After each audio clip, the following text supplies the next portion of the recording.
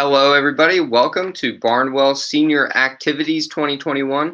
This is our third edition, broadcasting from Barnwell, South Carolina. My name's David. I'll be your host, and I'll be behind the cameras today. And we have a pretty good platter of people coming to talk to you guys. First, we've got Tech 101 with Chris Crozier from Mobile Mentors. He's going to come on and talk to you guys about different security, email security, and then using safe and recommended video platforms. Then we have some cooking with the SNAP education family. We have Samantha Pace, who's going to be leading that, as well as some wellness seminars intermingled with that. We're pretty excited for that. And then we're going to cap off our day with some nice relaxing yoga, a little bit of exercise. We'll be here with you guys from 11 a.m. to about 2 p.m. today, and we look forward to you guys joining us. And now, with no further ado, let me bring on Chris Crozier, founder of Mobile Mentors, for some Tech 101. Hey, David, thank you so much for having me today. I'm excited to be here with you folks. We've got an interesting show today. Today, we're going to be focusing mostly on email security, how we access different parts with our email. But also we're going to go into video chat options. So now if you're viewing this, you're kind of seeing a video chat option as well. But one of the things we're going to start off with is what emails are we going to essentially focus on? And so I'm going to let you take this over. I'm going to back out, but you know to call me when you need me. And if you need a test with me, I'll be here.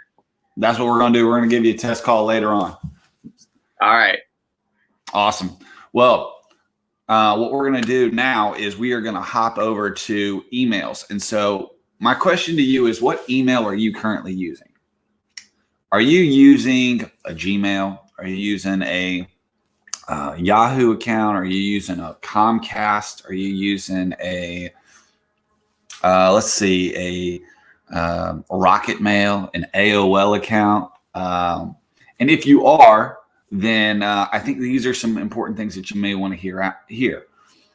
So if you are using like a Comcast, an AT&T account, then I would highly recommend you move away from those different things.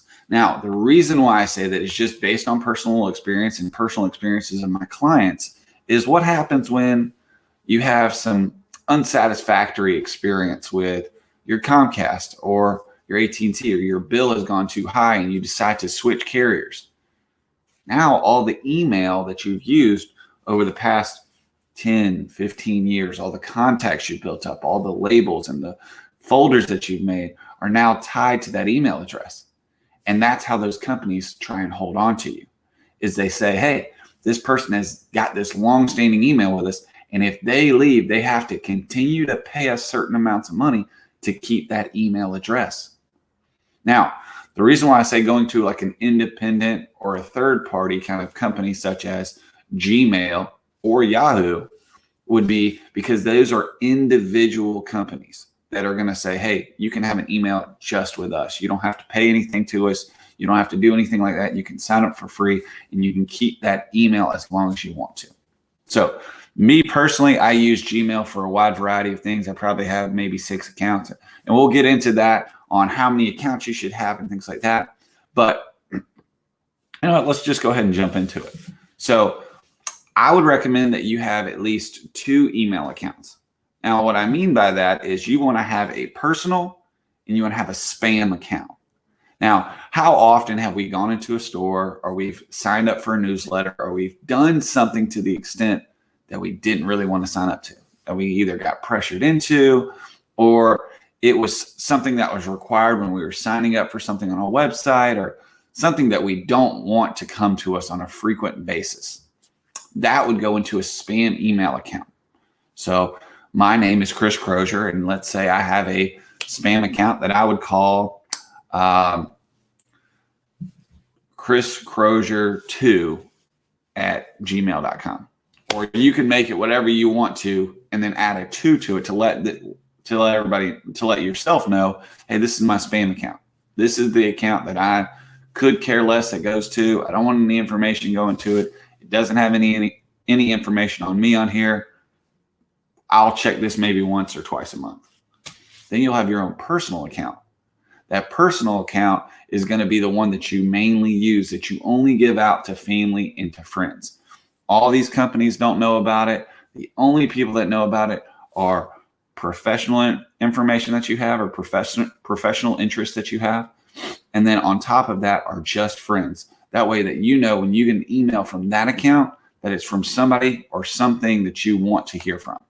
So now, in that endeavor, it's figuring out what is going to be the best email for you folks and what's going to work best. Now that since there are a multitude of different emails, I picked the one that had the most users, the most up-to-date functionality, the best security, and kind of combined an overall ability of all of them into one. And I found that Gmail was that one.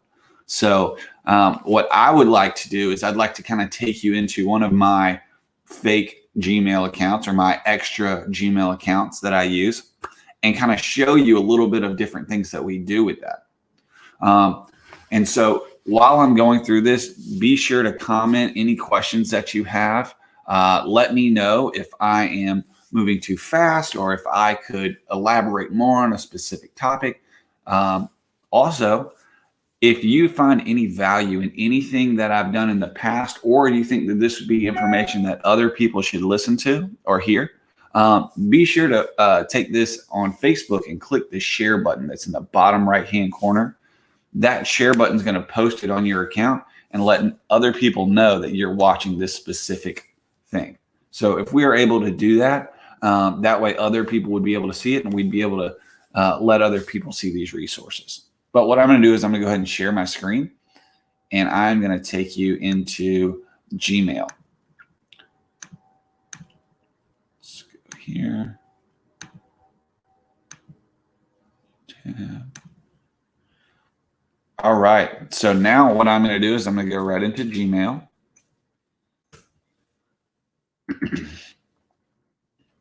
And I did that by taking it right up here in my search bar and typing in Gmail. Now this is going to load up. This is my Gmail account. And this is just one of those extra Gmails that I use. Now in there, we see a lot of different things going on. A lot of things. So we've got multiple toolbars on each side. We've got another few things up here. We've got a few icons over here on the side as well. So one of the things that we're going to start off with is just this main section right here. Now, a lot of people, if you're like me, then you have the ability to get thousands of emails at one time. We don't want that. We don't like that. And so over time, we have to get rid of multiple emails or else they stack up. I bet a lot of you don't have one of these things right here, an inbox that has 0 on it. And if you do, props to you. But a lot of people don't because they get so many emails. And so in that time frame, what I want you to do is I want you to know that there is an easy way. There is an easy way that we can delete all these different things and get this stuff out of the way. You don't have to worry about it. And I'm going to show you how to delete an email, but I'm also going to show you how to delete hundreds of emails, all within a quick time frame.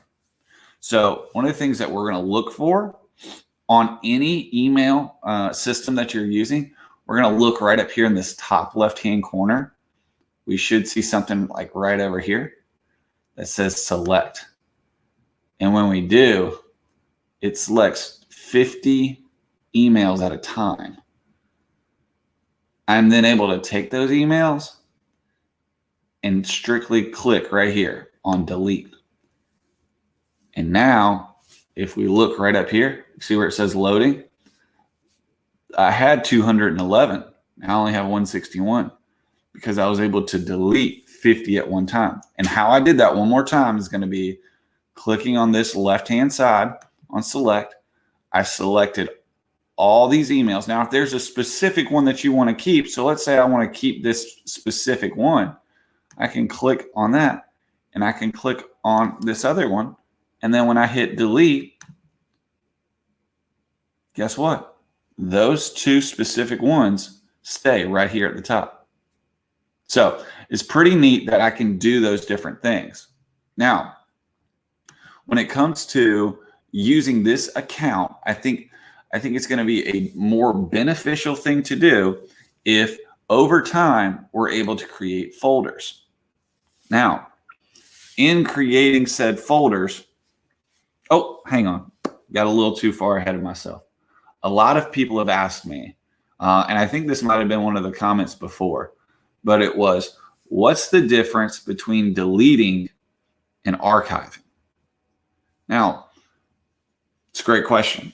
Now, an archive, what that does is it essentially moves it out of the way. It puts it in another folder altogether, but it's still there. So if I were to delete it or archive it, like this button does, it just moves it to a different folder that I don't see it in. But if I scroll down over here on my left-hand side, there's a section that says all mail, and it would show up still there, even though I've archived it. So that's just me putting it in a different archive, in a different hall that I'm unable to see it. But when I delete it, it essentially is like me taking a piece of paper, balling it up and throwing it in the trash can. Now, a lot of people get scared when they delete something. But when you delete it, you typically have, based upon the server that you're using for your email, you typically have 30 days to retrieve that. Just like if I throw something in the trash can, it's still in the trash until someone throws it away and takes it to the landfill, until someone picks it up and gets rid of it. So you've got 30 days to go back and check those deleted messages and see if that's something that you necessarily want to keep, or you got rid of something that you didn't want to. But what I want to do now is I want to show you that not only can you do that, but you can also delete individually by going here and clicking on the delete button. You can click on multiple sections here and then just click delete up here at the top. A lot of different options when it comes to deleting emails. And that's been a huge question that comes from a lot of clients on how to clean things up. Now, the next thing that I think is going to be most beneficial for our folks at home is going to be creating folders. So I need to say, hey, what's going to be easy for me to kind of go back and look at things? So what I'm going to do is I'm going to come over here on my left-hand side and I'm going to click create a new label. So I'm just going to name this test folder. And then I'll hit create. So now when I come here, I've got a test folder. I can move it different places, but what I'm going to do is I'm just going to open it back up.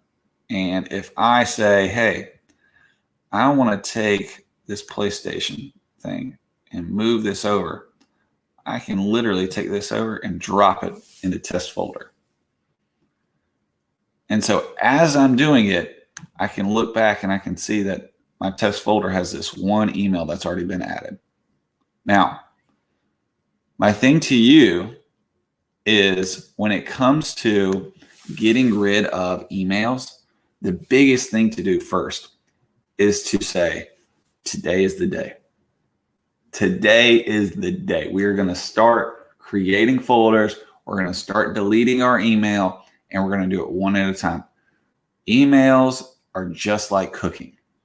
If you wait till the end to clean, you'll have so much stuff to do and you won't want to do it. Same way with your photos, same way with your email, is just do a little bit right now to kind of go ahead and say, hey, today's the day.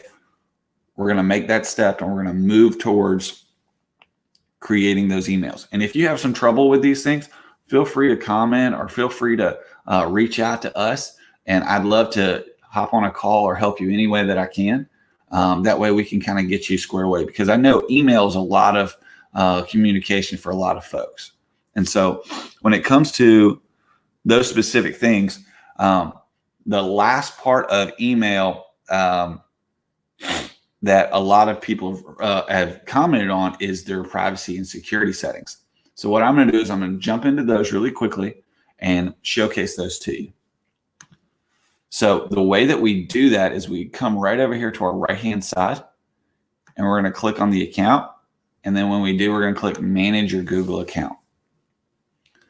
So we see that we've got a whole list of things on our left-hand side when it comes to personal information that we can see that's out there. I'm not going to click on it just because it's got my personal information on it.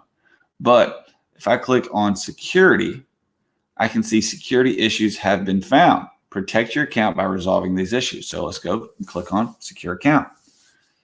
So I can continue to my Google account. I can see third-party apps that I have issues with or sign in and recovery. I can say, hey, is this what I want? Is this the email that I want to use? Is this the phone number I want to use? What verification methods are out there? And what that essentially just means is, how can Google verify that you are who you say you are? So a lot of people have been reaching out to me and saying, I keep getting these texts. I keep getting this two-step verification, and I just don't understand it. What does this mean? So this is Apple, Android, Google. These are all of these companies use a two-step verification. What that means is there's two steps. The first step is you sign in on your computer, you type in your username, you type in your password, and they say, hey, that looks like that might be Christopher. But you know what? Just to double check, we're going to send another code to his phone. We're going to send another code to another email address that he's already listed, whichever one you choose. I like to use the phone just because I always have my phone with me. I don't have to go to another website. I get a device text to my phone, and then I say, oh, here's another code. So then I type in that code on the computer, and I'm all set. I am now logged in, and they can say, surely, that this is Christopher. This is the one that we were wanting to use. So if you ever want to secure your account, I would highly recommend going into and doing a two-step verification. As long as you have that texting ability, and that is, I think standard message rates do apply to those different things, but those are things that I would think would be very beneficial to help you out when it comes to keeping your email secure. Now, the next part of that is just navigating our toolbars that are out there. We know how to delete emails. We know how to mass delete a bunch of them. But the next thing we want to do is we want to know what we're clicking on. And so let's look into that very quickly. So if I go in here, I can see that this big white bubble letter that says compose is going to be what I can use to create a message. So I can go in and I can choose who I want to send it to. So it might be David. And I'll put in just a generic email that could be his, could not be his, who knows, davidbash@gmail.com. And so I've got who I want to send it to. I'll put in my subject and I'll say test. And then I'll just say read above subject. And I can then choose to send it. But if I look to my right-hand side, see there's other options. There's this thing called a schedule send. So I can choose to send it at a specific time. So sometimes I'm a night owl. I usually like to be early to bed and late to rise, but lately I've been more of a night owl. So if I start typing up a message, I don't want to send somebody a message at 1 o'clock in the morning. I want to send it to them at 9 o'clock in the morning or 8 o'clock. And so I have the ability to click right here and do a schedule send. But even in sending something, it might be better if I make it look a little bit prettier. So I can go over here and I can change my font. I can make it bold. I can make it italicized. I can do all of these different things to make the email look a little bit more presentable. I can even add in a photo. I could add a link or an attachment or something from my Google Drive, which we will get into in just a moment. But I have all of these options. I can turn on confidential mode, or I can even insert my signature. Pretty neat things. But since I'm not sure if this is David's email, I'm not going to send it. So I'm just going to click right up here on this X and close it out.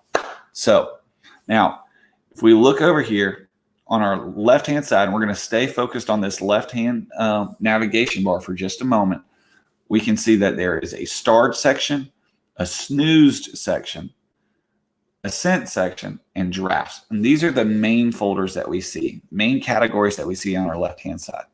Now, what's neat is let's say that I found a particular email that I thought was great, and I put a little star by it.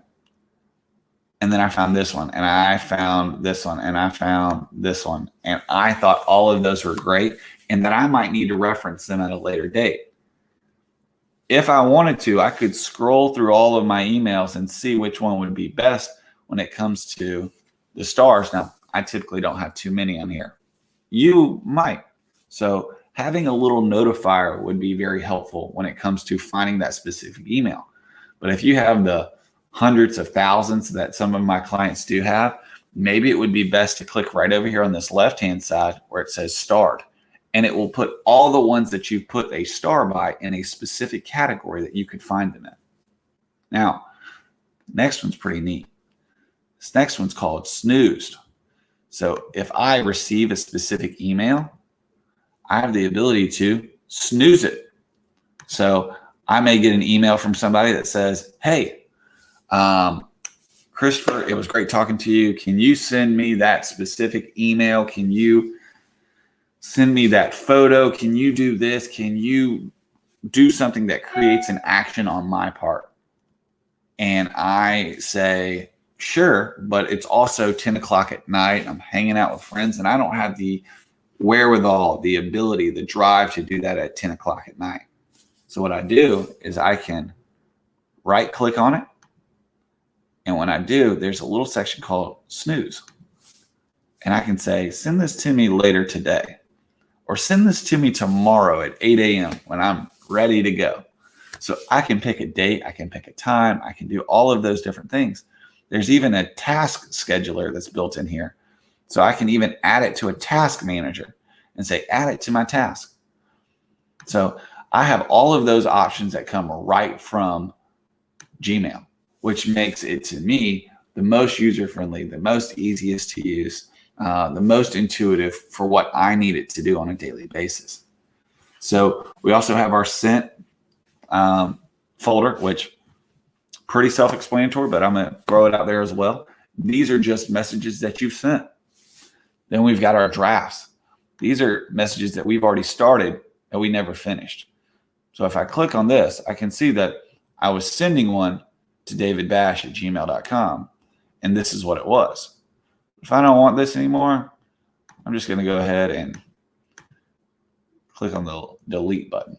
So now I don't have any more drafts. So now the rest of those are a little bit more advanced topics. And if that's something that y'all are interested in, I would be more than happy to go through those things with you. Now, later on, we're going to actually talk about video options. And what's great about, let me pull up my notes. But what's great about Google and Gmail as a whole is when you create a Gmail account, you open yourself up to a wide variety of other options that Gmail has for you. Such as, if we click right over here on this section that says Google Apps, we can see that we have our Google Search, Google Maps, a YouTube account, a Google Play account. We have a place to put our contacts. We can do a Meet, which is interesting because we're going to actually talk about Google Meet later as a source of video chat options. We have our Google Calendar. We can even do Google Translate, which is very cool.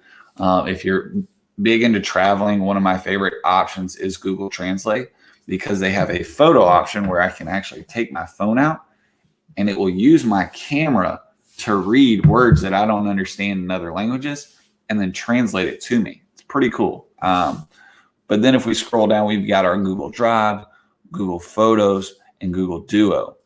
Google Duo is also a video chat option for us. So it even has options like Microsoft does, where it has Google Docs and Google Sheets and Google Slides, which is like Microsoft Word, Microsoft Excel, and Microsoft PowerPoint.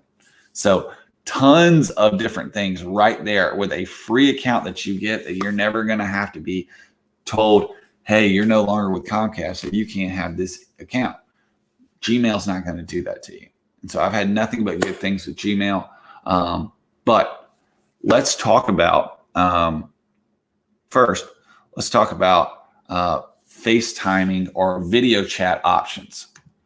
So I'm going to go ahead and come off this screen, and I'll go back to our video chat options.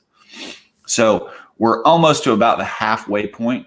I'd love it if you guys could go ahead and throw in some questions that you may have. We may even bring David on here in a few minutes to kind of talk about these different things.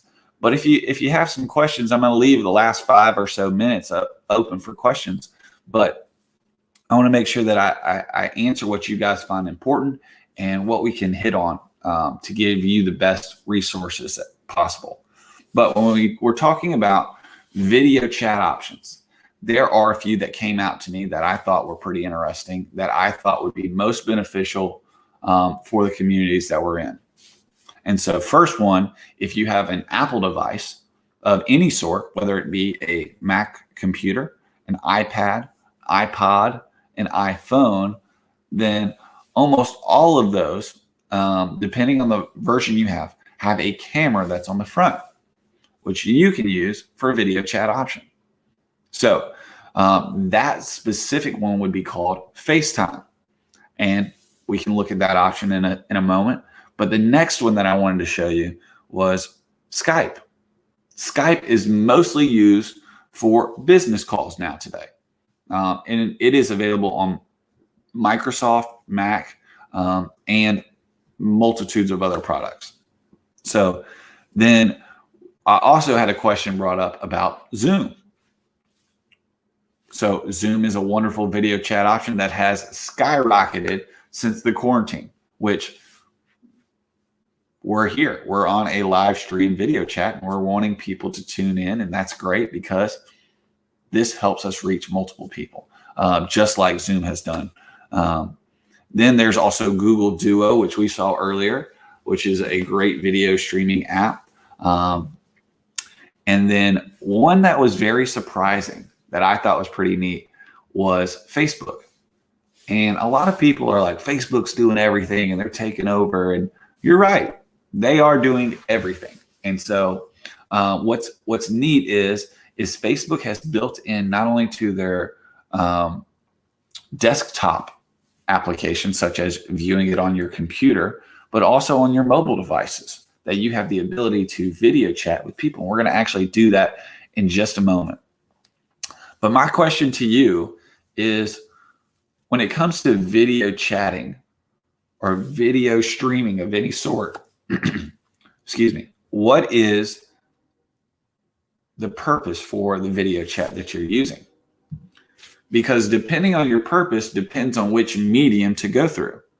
So if you're looking to do things for more business purposes, I would recommend Zoom or Skype. If you are looking to do things more friend related, I would go ahead and say, let's do FaceTime or Facebook. And so just depending. So for me, a lot of my clients, they want to connect with their family. They want to make sure that they are checking in with them. They live a far distance away. So I recommend FaceTime or Facebook. And letting them know how to do that is going to be, has been super beneficial for them, because they've been able to connect with their grandkids, and it's just been a good time for all of them. So one of the things that we're first going to do is we're going to go into, let's go into FaceTime. So if you're on an Apple device, there should be an application called FaceTime. So I am going to share my screen, and I'm just going to do my entire screen. So you're going to see it all. So I'm going to share my whole screen, and I'm going to minimize this, and I'm going to go into my FaceTime, and hopefully it's pulled up. And if not, I'm going to look like a fool. There's me. See if I remember my password.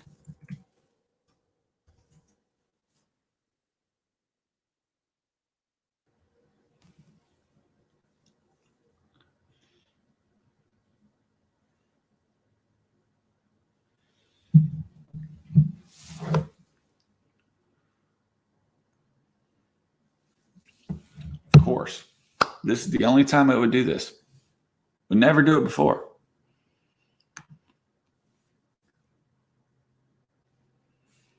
I've been signed into this thing for ages. And now when I try to show somebody, they don't want to do it.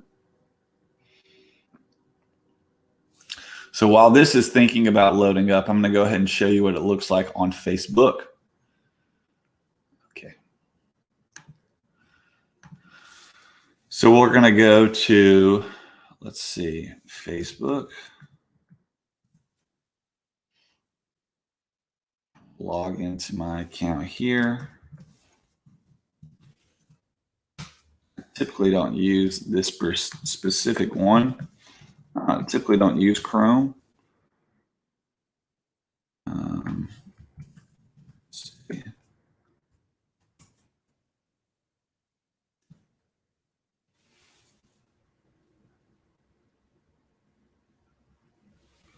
So there we go. We're in Facebook now. So what I'm going to do is I am going to, let's see, let's call David.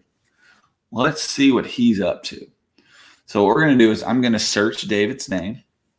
I'm going to go in. I am going to go into David. I found a David R. Bash right here. And I am going to click on him. And I'm actually going to click just this message button right over here. Now, when I do, there's an option for me to start a video chat with him. So I can click right here on this camera button. And when I do, it automatically starts up. It starts asking me if I want to use my camera and my microphone. So we're going to go ahead and call David and see what he's up to. Hello. Hello. Where's your face at? That's terrible. Oh, hey, hold on. Let's, there we go.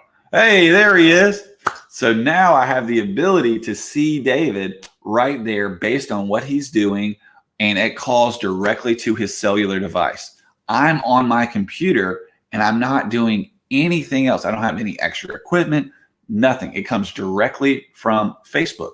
So this has sent me right to him without anything at all. Now, what's neat is I can do that from my phone. I can do that from an iPad. I can do that from any of the devices that I have here. Now, what's neat is when I move this icon over, I can actually add more people. So if I'm in a group or I have a lot of friends in a specific area, I can go ahead and start clicking on them and add them to it. I can turn off the video. So if I don't have a lot of my makeup on that I usually do to help me look so beautiful as I typically do, then I can turn off my video. I can mute my microphone. I can even do something called share my screen. So if I'm like, hey, I need to show you something, my computer's not working the right way, blah, blah, blah, blah. I can do those things. Now, one of the very coolest things that Facebook has just come out with is, don't you just miss before the quarantine being able to just sit down next to somebody and watch TV? Well, now you can, because if we click right up here, try watch together, watch videos, TV shows, and movies together. So now my screen will be here. I can see David. He'll be moved up to the side, and we can watch the same shows together. We can That's laugh. all I've ever wanted. That's all he's ever wanted. And it's right here, folks. It's right here. And so it's very neat that we can do those things. So I can enter a full screen mode where I see things in full screen. I can look at my settings on here. So I can say, hey, what camera do I want to use? What's my audio output? None of that stuff you really need to change, but it's there in case you want to.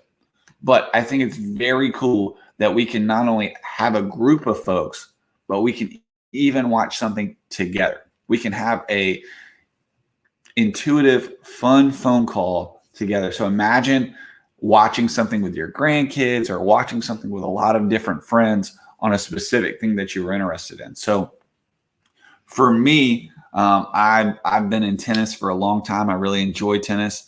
And so watching the US Open, for instance, there we go. Look at that. I mean, I don't even need to watch it. You got David right here doing a lot of cool things.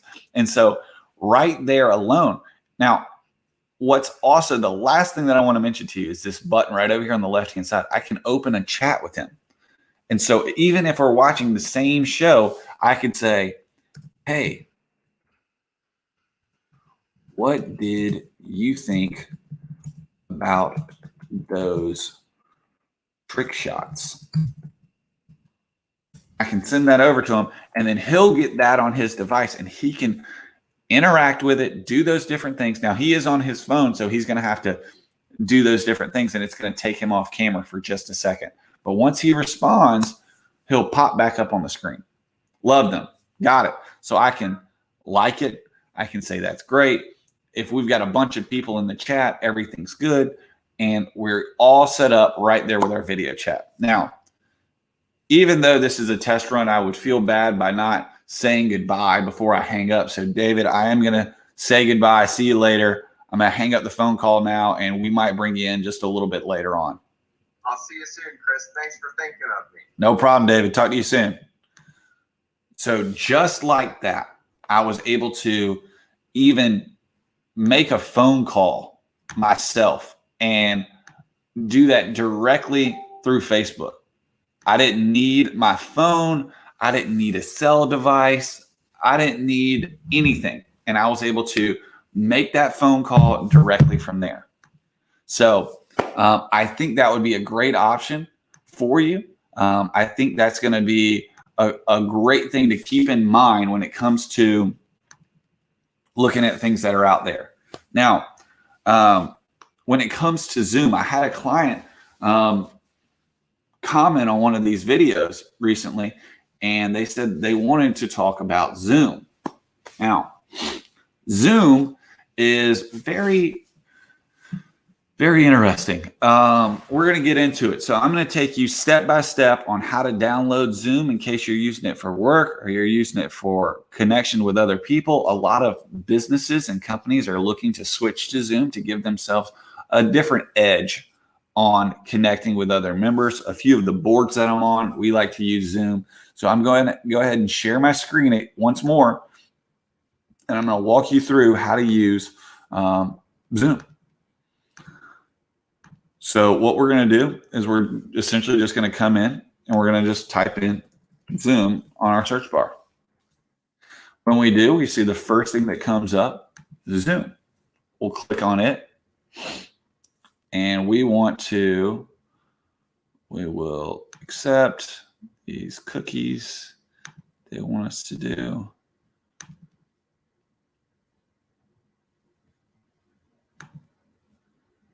And we will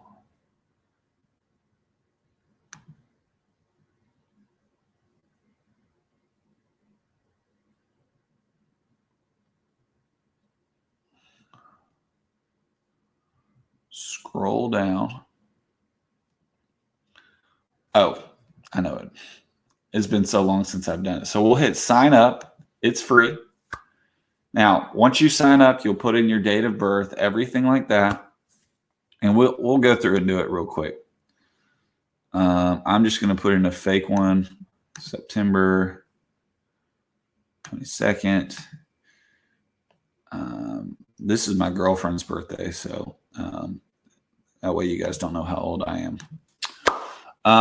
And then we'll just put in a email address. Once we put in that email address, actually, I'll put in the one that I had earlier. So do. Actually, what I'm going to do is I'm going to sign in with my Google account that we already made. So we'll sign in with our Google account, and I see I've got one right here. So I don't have to create a new password. I don't have to create anything else. Just another benefit of having a Google account, a Gmail account. So I'll hit create account. And when I do, it gives me the ability to do all of these different things. So I've got it. Different things like that. I can download an extension that goes right there. And if you are on an Apple device, you can download an app that lets you download Zoom. But also, they will give you a section on here to download it directly to your device. But what I like to do is I like to use it just for, I don't want it to take up a lot of space on my computer, which it doesn't, but still, I can schedule a meeting. I can join a meeting. As you can see, it's not as intuitive and it's not as easy to use when it comes to Facebook. It's not as easy to use as it would be with FaceTime. And so, like I said, this is more used for businesses, but we can kind of go in a little bit more into this. So if we look on our left-hand side, we can create a profile. We can look at the meetings that we have upcoming, webinars that may be taking place for business uses, recordings. What's neat is whenever we do like a board meeting and we're doing it over Zoom, we do it with a recording. Now, below we have our settings. You can go in, you can change different things, whether or not you want to put up a green screen, things like that. User management, account management, things of that nature. Now, let's go to host a meeting, and we're going to leave video on. So I'm going to hit open, and there we go. And now it is connected to my computer audio. I'm allowed to see everything. I see my name is down here on the bottom left. And we're going to go through what we actually see on the screen.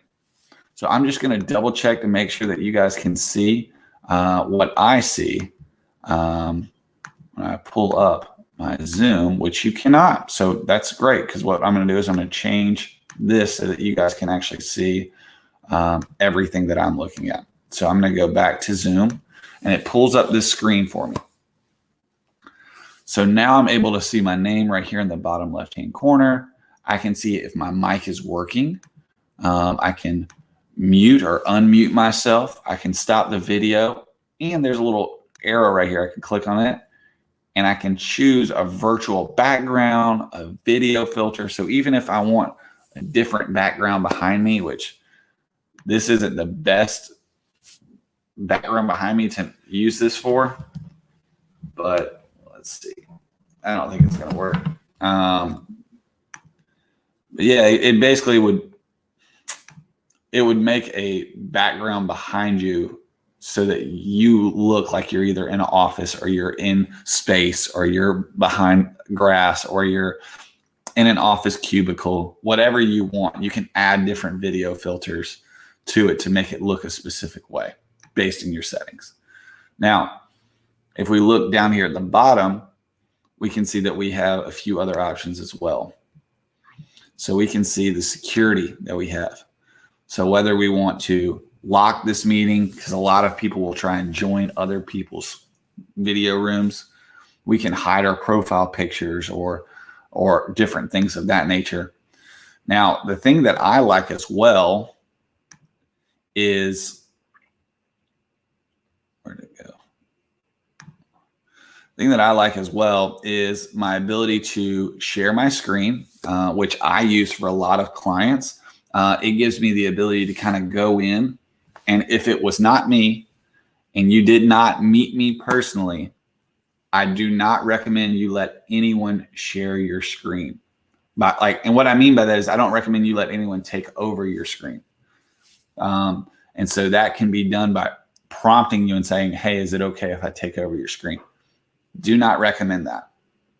A lot of viruses happen to people by letting people do those different things.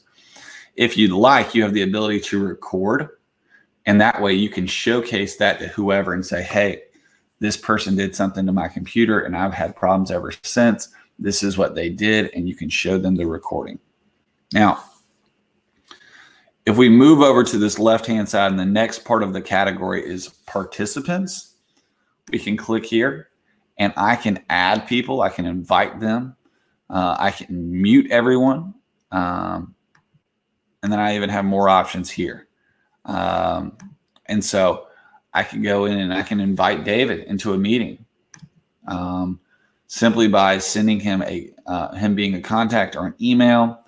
I can copy this link, and then I will head over to my chat with David, and I send that over to him and see if he can join in on us.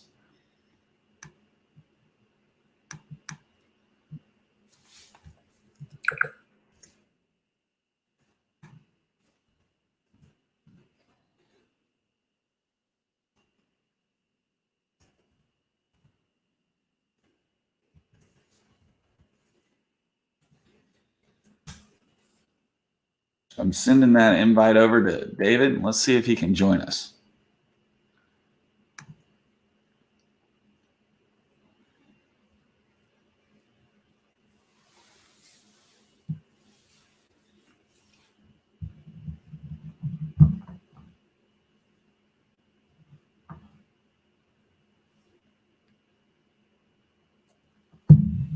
I really hope David has Zoom installed.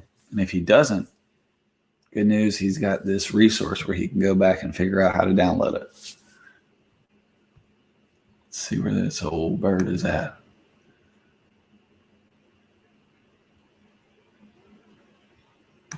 I got you. I'm coming in. Give me a second. He's coming in there. Now, what's also interesting is if you're looking at my screen, you can see over here on this left-hand side, I'm going to go ahead and minimize this, but if you look over here on my screen, I now have a smaller window of me on my screen, and that's all from my Zoom call. So let's say that I'm working in something else and I need to click on something and pull it up, like this photo of me and my dog. I had somebody draw for me. And I'm looking at that, or I'm pulling up a document while I'm at work. I now can see not only myself, but David just joined.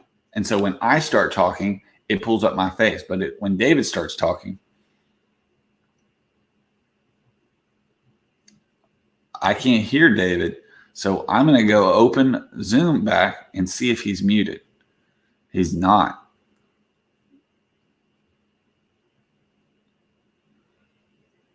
Still can't hear him. Don't know what's going on.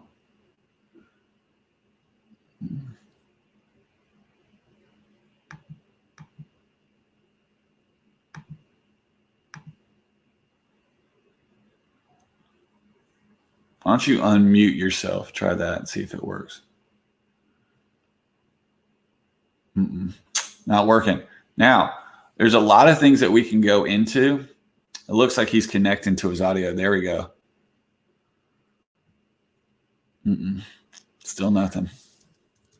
And it might be on my end based on the speakers, but we're going to keep moving with reactions. So I can even click on this and say, I'm upset, or I've got this look on my face because I can't hear David.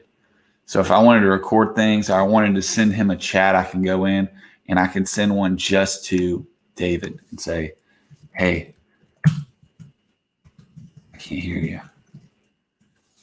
And send this to him. And so now that is a direct message that we see.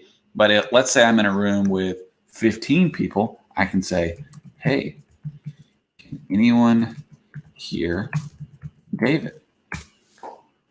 Now, if we notice, that message went to everyone from what we can see right over here on this right-hand side. Now, if I want to, I can go in and I can click on more and I can say, I don't want to see David's face anymore. Stop that video.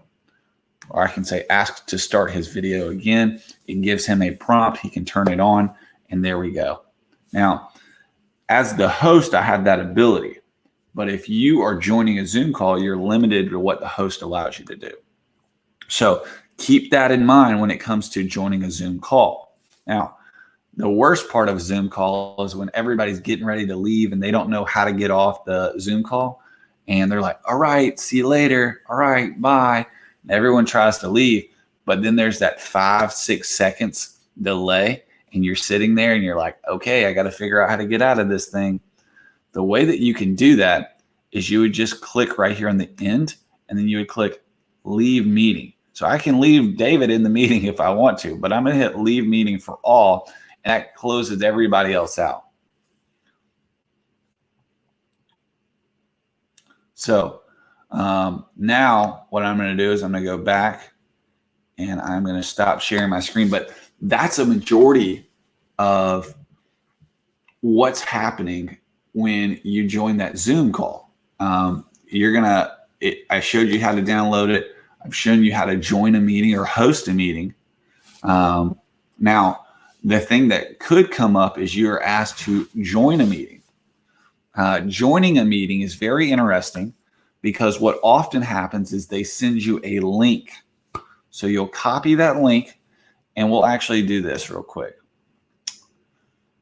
Let's do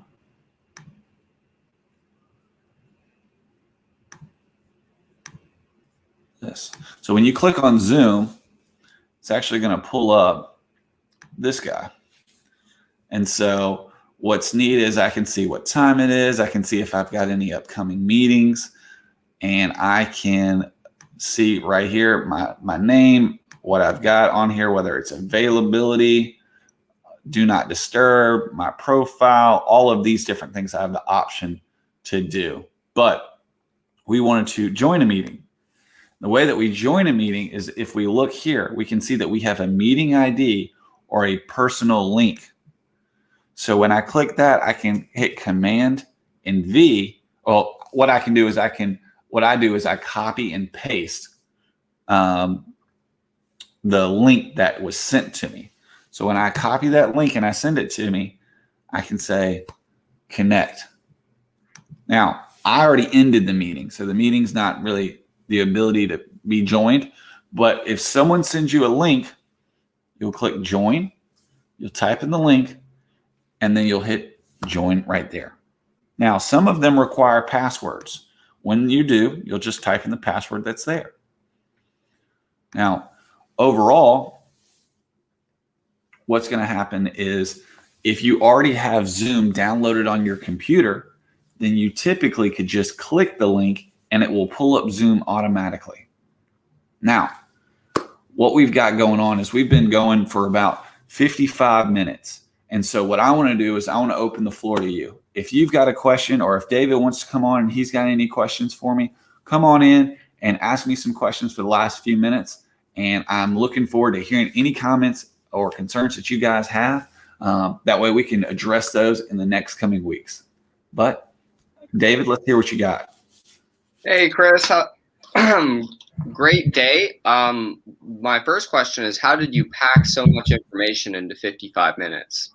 Whew, that's a great question. I felt like I was speeding through it. I hope that I didn't go too fast for anybody, but I noticed that a lot of people, they love to connect with other folks. And I just want to make sure that I get as much information in as possible. Yeah. And if you're watching this, or if you watch this and there's something that Chris did that maybe you'd like to see again, or maybe you'd like to have him walk you through, one, we'll be reposting this video so you guys can watch it. You can stop it, follow the instructions, stop it, follow the instructions, and kind of go through it. And then second, of course, you can meet with Chris and his team if you still need questions. And, we're working on, potentially bringing Chris to the senior centers if we get enough people with enough questions to kind of talk to you guys. Thank you to Blackwell Senior Center. I hope that everybody learned a lot. Chris, I don't have too many questions after this one. Usually I do. If I'm trying to decide between Facebook and FaceTime, which one would you say I should use if I'm trying to connect with people? And if somebody has an Android phone, can they FaceTime? If someone has an Android phone, they cannot FaceTime. FaceTime is an iOS or an Apple device only application. And so the reason why is not that they don't want it to be for everybody. It's something that was built into the software that is only available to those people. Now, when it comes to connecting with people, it just depends. So for me personally, if I'm using my phone to connect with somebody and I want to video chat with them, I'll typically just use FaceTime. Most of the people that I connect with on a daily basis all have iPhones. And so it's very easy for me to just do FaceTime. Now, If I'm looking to have like a business call or something of that nature, that possibly is going to lead to me needing to look at their computer or look at what's going on, then I'll use Zoom. But I just started dating in this quarantine. And so it's been very interesting when I'm wanting to connect with the girl I'm dating to watch a movie with her or watch a TV show. And then I can just click on Facebook and I can watch a show right there with her. Or I can say, hey, look at this video I found. I thought it was hilarious. And she's 4 hours away. Luckily, she's just now moved here and everything's good. And I use FaceTime now most of the time with her. But recently we're going through all the Marvel movies. Oh yeah, we're doing that too. And so what we're wanting to do is we've had a lot of people since we posted about it recently, and they're like, hey, I want to come join you. And I go, what if instead I just set up this Facebook event thing and I can add as many people to it as I want, and we can just chat and we can have talks and everybody can watch it with us at one time. That sounds like something we should do with the senior center. Yeah, it'd be a great time. So that's what I'd recommend. It just depends on who you're talking to and for how long and what your purpose is. So I would say FaceTime if they've got an iPhone. And then if you're looking to connect with a bunch of people and maybe share more content with them, go with Facebook. All right. So it sounds like if you guys are missing people, go to that Facebook Messenger, give them a call, and maybe watch a movie with them while you're at it. Yeah, be a good time. Well, Chris, thanks so much for being here. We have Chris Crozier with Mobile Mentors Tech 101. We'll be back next week. What are we doing next week? Do we know? Next week is a toss-up. I'm trying to decide between a couple of things, but I don't want to release anything just yet. Well, let us know what you guys want to learn next week, and we can just throw out whatever lesson plan Chris has at that point anyways. You got that right. I'm ready for it. Give me anything you got. All right, Chris. Have a good week, man. Thanks for being here. Talk to you soon. And coming up next, I'm going to bring her into the stream. We have the lovely Samantha Pace with Clemson SNAP-ED. Let me switch out this little logo right here so you guys see this. Well, I can't even, where is it? There's the logo, top right there. How are you doing, Samantha? I'm doing great today, David. How about you? I'm doing awesome. I'm super excited to see you. And I understand that you have another cooking lesson for us today. Yes, I do. Yes, I do. So I have a quick fix, super easy garlic Parmesan chicken with cheesy white cheddar noodles for you all to make today. So we're getting down, we're getting fed. It's going to be great. And then right afterwards, there's a few videos that are going to give us some food preparation tips, food storage tips, things like that, just to kind of give us some tips and tricks while we're still staying home during quarantine. And you said everything we're making is going to be healthy. Yes, I know. I said garlic Parmesan chicken and healthy in the same couple sentences, but it's a thing. It's a thing, David. Just watch the video. I will believe it when I taste it, and I may not even believe it then. All right, let's throw these videos up. We'll see you guys soon. Samantha, thank you for doing this. We have a locally produced cooking show coming up next. Hey there, Barnwell folks, and welcome to another cooking segment with Clemson SNAP-ED. Hope you guys enjoy this one.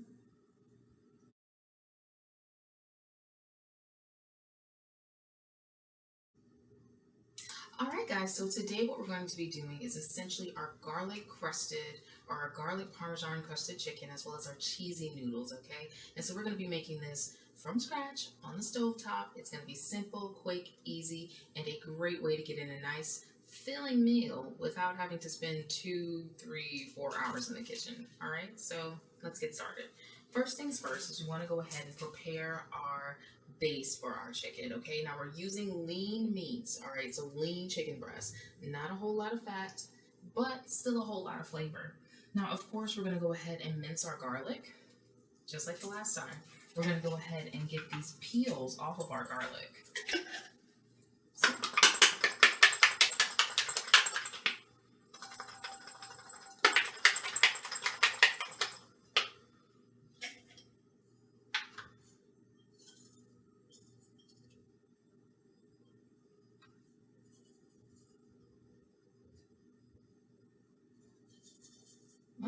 Looks like there's still one more in there.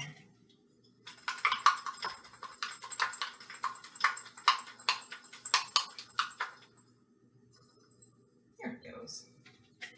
All right.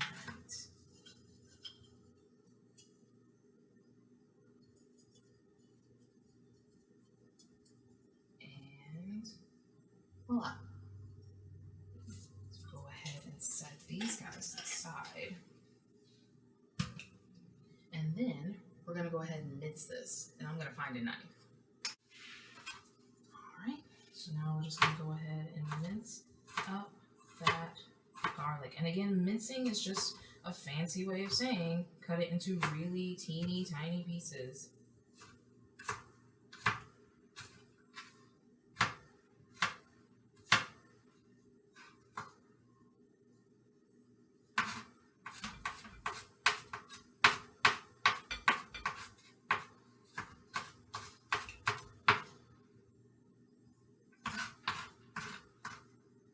Right, and that's fresh garlic. You can use garlic powder, but obviously garlic powder isn't as fresh as fresh garlic. So you're going to need to use maybe half a teaspoon or so of garlic powder to really get that punch. Really just depends on how much garlic you enjoy tasting. If you're not a huge fan, 1/4 teaspoon should be enough. If you're a huge fan, then half a teaspoon. That's really going to give you that garlicky punch.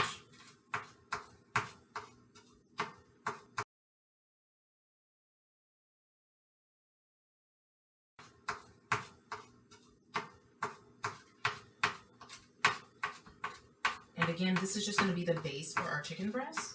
So we're going to have our olive oil as well as our fresh garlic nice and minced up and mixed together. So once we get through cutting up our chicken breast, we're just going to lay it in the oil, get it ready, and then we'll do our breadcrumb Parmesan mix with our herbs like basil, and then as well as black pepper.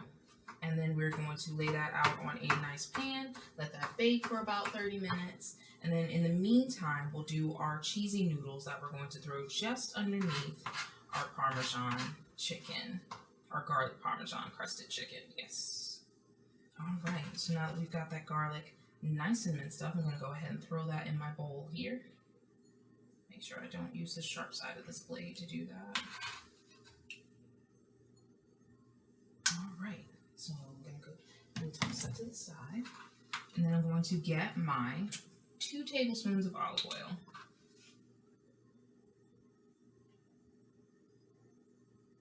That's 1. And remember, you don't have to pour everything directly over the bowl if you don't have a steady hand. You can have a bowl to the side, pour it in, and then add it to whatever you need to. That way any excess that kind of spills over doesn't get into your main bowl. So there's 2 of those. And I have a pot boiling in the background, just preparing my noodles for us. All right, give that a little swish. Now we have that going on. And that is ready for our chicken breast. So we're going to go ahead and cut up our chicken breast, all right? And I want to emphasize that some chicken breasts, when you get them from the grocery store, come a little thick in certain areas. And so what we want to do is we want to slice this breast in half, remove some of the excess fat, and we want to slice this breast in half so that we can create a nice flat, even surface. A, that's going to make it easier for our breadcrumbs to stick to, and B, it's going to cook at the same rate all the way through. And so we want to go ahead and do that. We don't want just one giant chicken breast.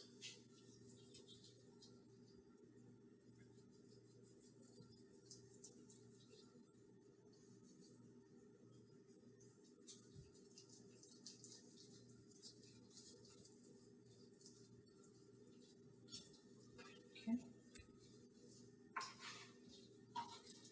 All right. Go ahead and make sure this one has all the excess trimmings removed from it.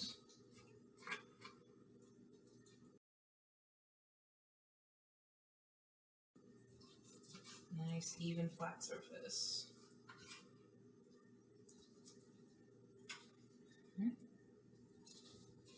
Get rid of some of this.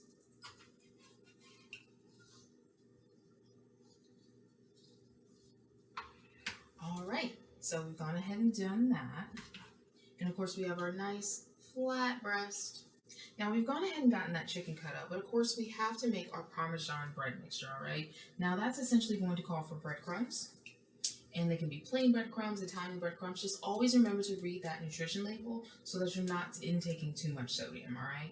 But it's going to be about a cup of breadcrumbs, 2/3 cup of Parmesan cheese, freshly grated or store-bought, completely up to you. And then 1 teaspoon of dried basil leaves, 1 teaspoon, and then 1/4 teaspoon of black pepper. And when that's all mixed up, we're going to have a nice, perfect little blend of breadcrumbs and Parmesan cheese for us to dip our chicken breast in. So let's get to it. So the first thing, of course, we're going to do is dip our chicken into the garlic and olive oil mixture, all right? And again, that was minced garlic. It was just 1 clove that we minced up. Okay, shake off some of that excess. And then we're going to dip it into our breadcrumbs. And we want to make sure that we press down just a little bit to make sure that we get enough of the crust on there.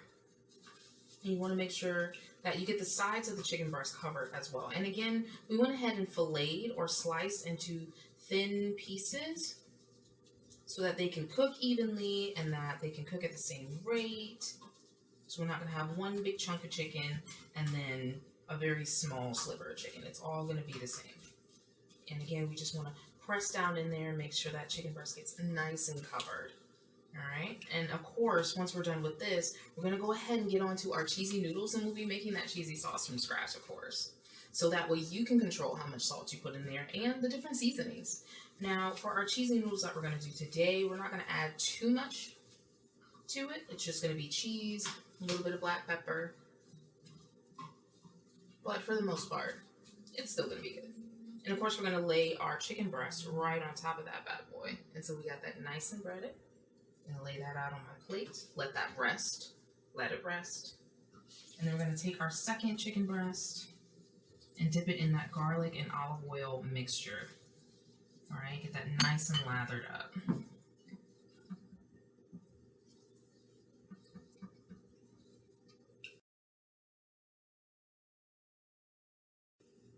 Make sure to get off some of that excess so it's not dripping everywhere when you move it. And then lay it in that Parmesan and bread crust mixture. Make sure to press firmly and to get the breadcrumbs on the edges of the chicken because you don't want bare edges. Press it down firmly. And again, remember to let it rest. Give it a couple minutes. Otherwise, all those breadcrumbs are just going to fall off. Same thing with fried chicken. But that's another meal for another day.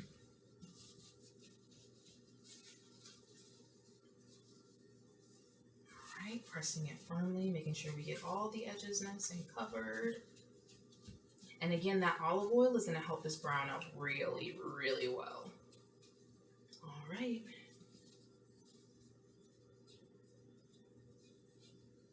And if I can show you really quick, that is one well-breaded piece of chicken.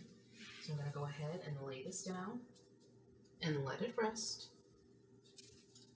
All right.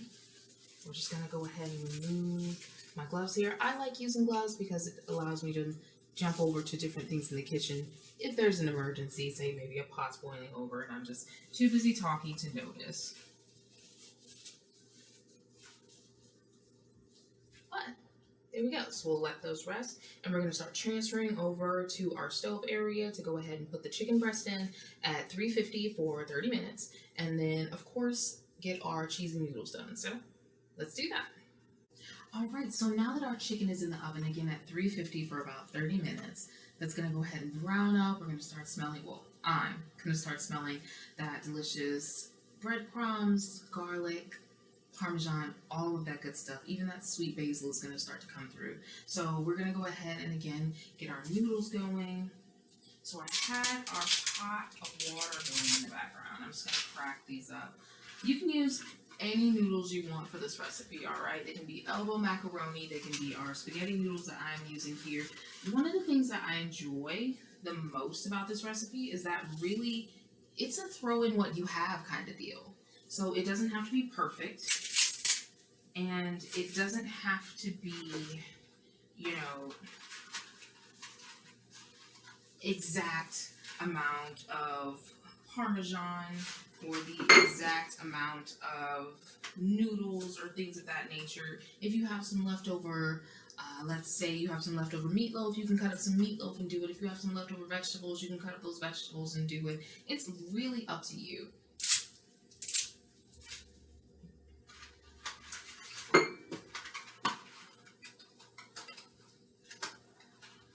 So I love it. Now we've gone ahead and got our noodles onto the stove.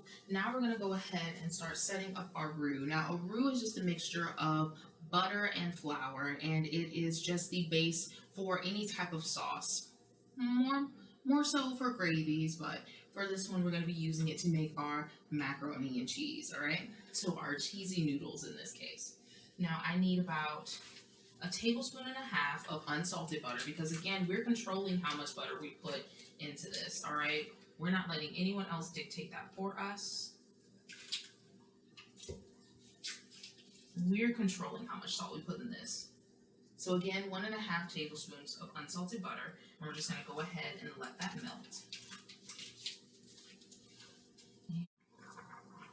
All right, so we've gone ahead and got our butter nice and melted in that pot, all right? So the next thing we're gonna do is I'm just gonna move that off the stove really quick because I don't wanna burn that butter. I'm gonna go ahead and get 2 tablespoons of our all-purpose flour, because remember, we're setting this up to make a sauce, all right? So just like you would with any gravy, you're gonna go ahead and get the fat melted, the fat being that butter, and then you're going to go ahead and add the thickener, which would be that flour.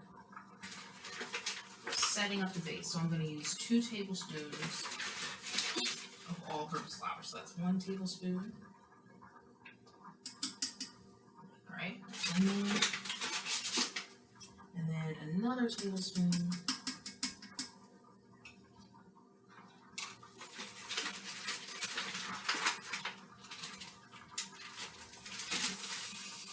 Squeeze it out of there. All right, getting that out of my way.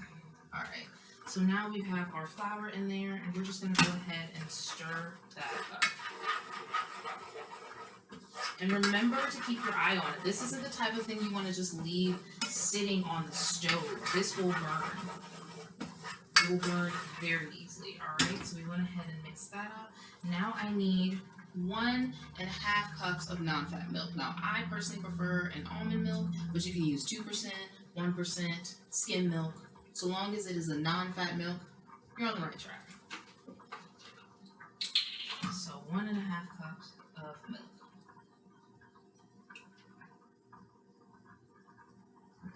And I'll take the opportunity to show you this. So as you can see, got a nice thick paste going on there. That's what's going to set up the base for our sauce. So I'm going to go ahead and add in 1 cup of milk. Give that a nice stir to combine those ingredients. And again, that flour acts as a thickener.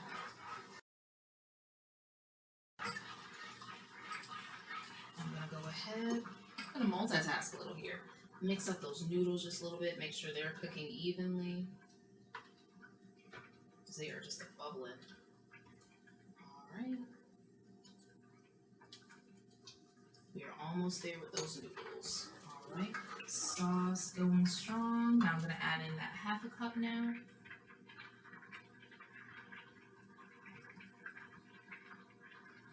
All right, so 1.5 cups of non-fat milk.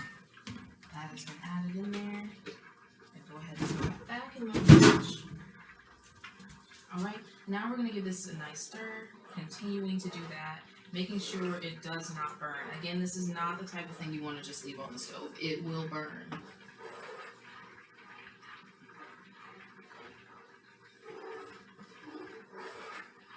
All right, everyone, so as you can see, I kind of switched our roux to a different pan because I figured it'd be a little bit easier for you to see it this way. And so we've got a nice creamy base going, all right? And that's how thick you want that bad boy to be. Now, this recipe can be found on the website of our amazing partners, cookingmatters.org. And again, this is just a fun, quick fix, easy recipe for you all to do. And remember to follow those directions, all right? Follow them the first time, and then when you're ready to be a little recipe pirate and do your own thing, then definitely do that. All right, so we got our base going. And now the next thing we're going to do is we're going to add our cheese. Now you can do freshly grated mozzarella cheese as the recipe calls for. I have got some white cheddar cheese that I am super excited to use today. So we're going to go ahead and throw that in there and get that nice and melted down. Snatch that off the stove just quick, just really quick, so it doesn't overcook on us, because again, this is very quick to burn. Very quick to burn. All right, so I got some nice cheese I'm gonna add in there. You can use cheddar cheese, sharp, mild. You can use mozzarella. I'm gonna be using my white cheddar here because I'm so excited to really taste that and to see what that's gonna be like. There we go.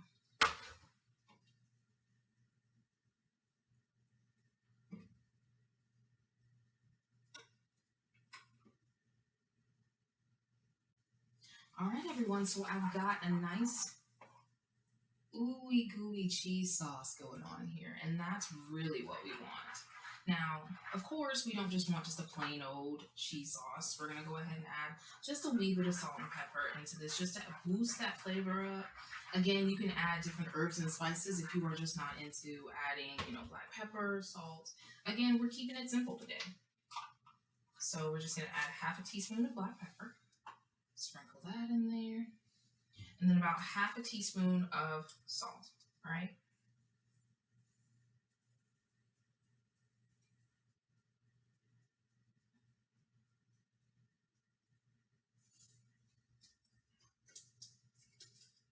All right, and then we're gonna sprinkle that on in there. And now I'm just gonna give that a nice little mix in there. Our ooey gooey cheese mix. And as you can see, I'm kind of holding this up a little bit because I really don't want this to burn. This is a very light sauce.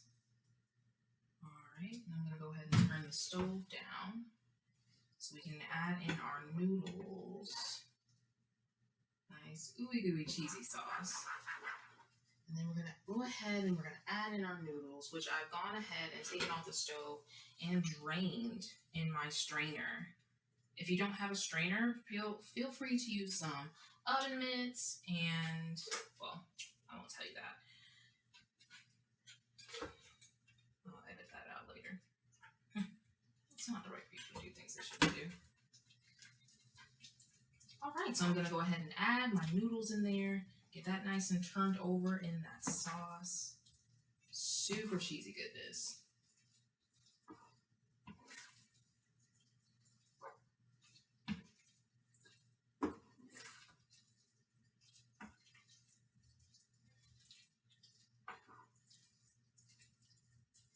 And you can add a little bit of cream cheese to add a little richness and a smoother texture. But voila, she's done.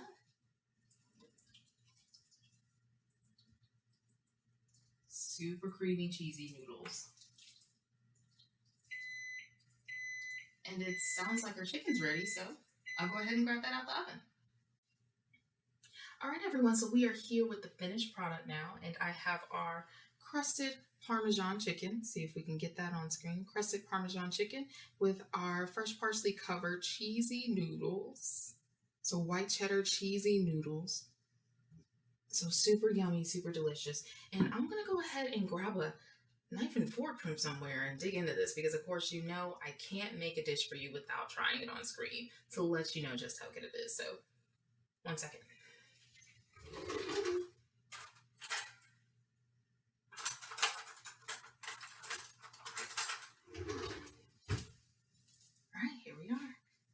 Moment of truth.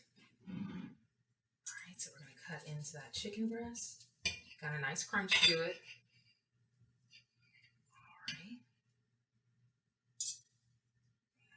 get a little bit, I'm right-handed, so of course I have to shift things. And get a little bit of those noodles and some of that chicken breast, and here we go.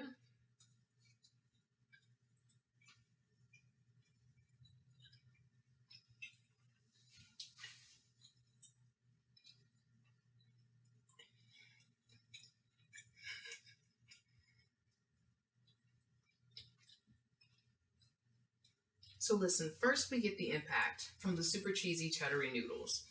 They are sweet because of that cheese. They have a nice buttery, warm taste to them.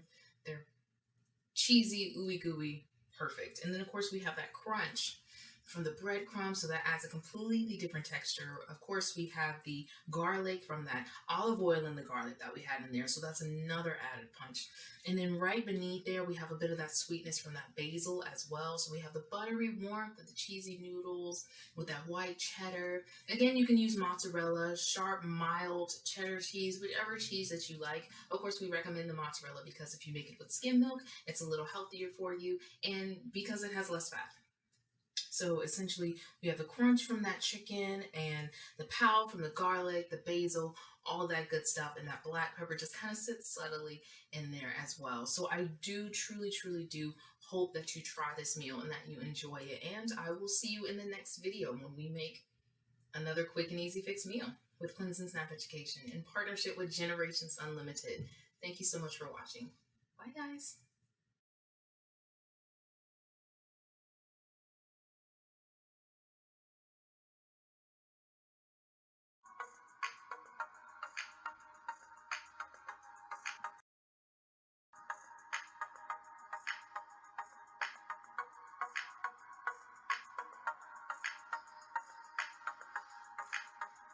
Hey guys, so the first thing we're going to go ahead and talk about today is sugar.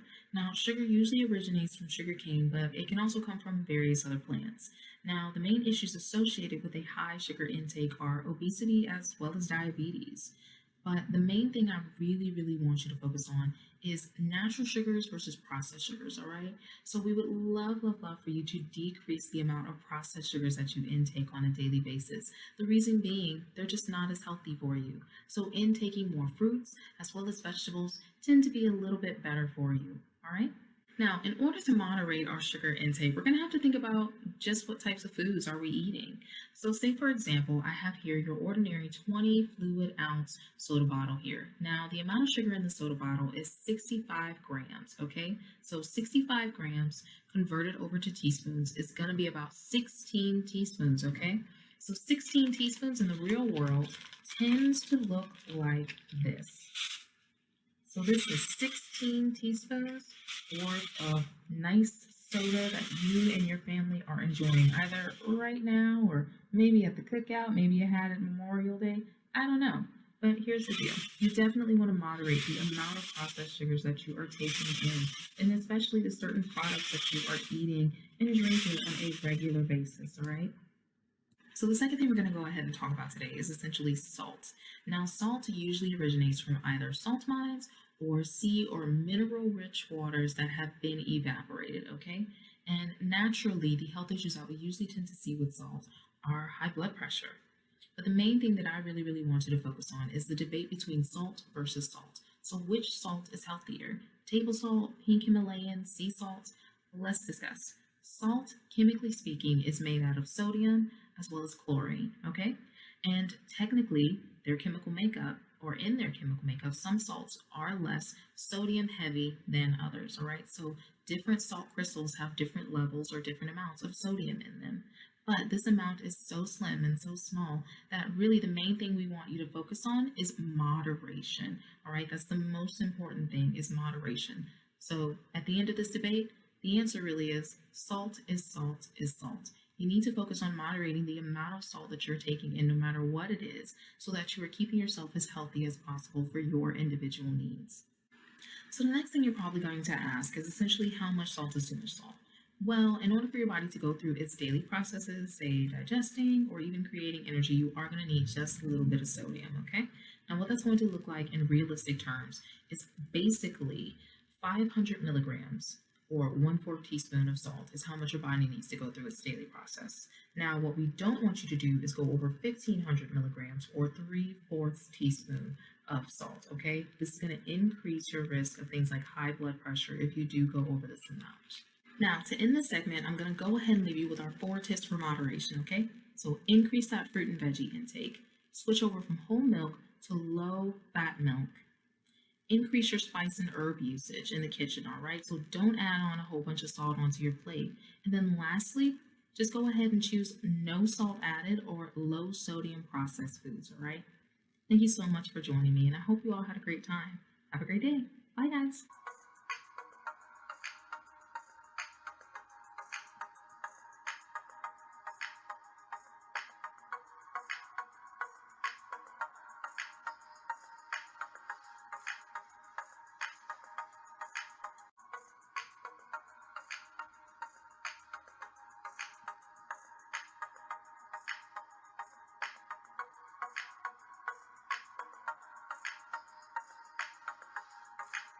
Hello, everybody, and welcome to another segment of 3-Minute Tidbits brought to you by Clemson SNAP-ED.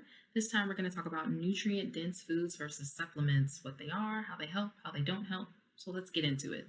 First things first, we need to talk about what a nutrient-dense food is. So a nutrient-dense food is essentially a food that contains a whole lot of vitamins, minerals, and antioxidants, but a very small amount of saturated fats, as well as sodium and added sugars.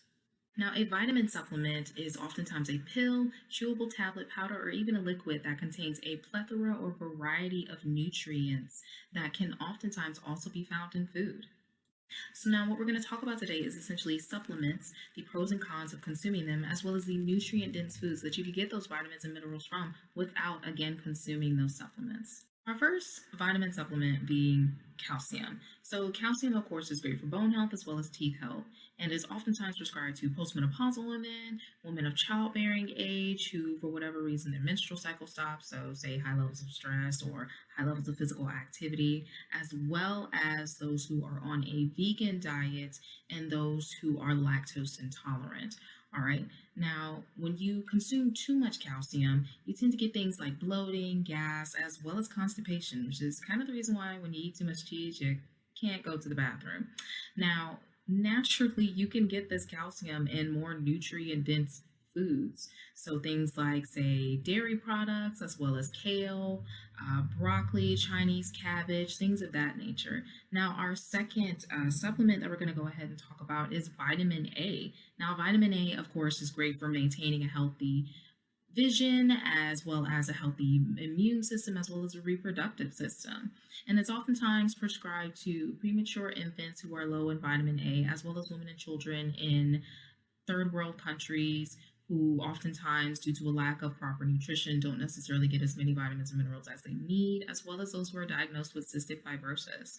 Now, of course, when you get too much vitamin A via supplement, the effects can be pretty detrimental, actually. So things like dizziness, nausea, sometimes even slipping into a coma or worse. I mean, too much of a good thing can be a really bad thing in this case. And of course, there are ways for you to get vitamin A in more nutrient-dense foods. So things like beef liver, organ meats, as well as carrots, even dark leafy green vegetables, as well as some dairy products that have been fortified with vitamin A. So you do have your options.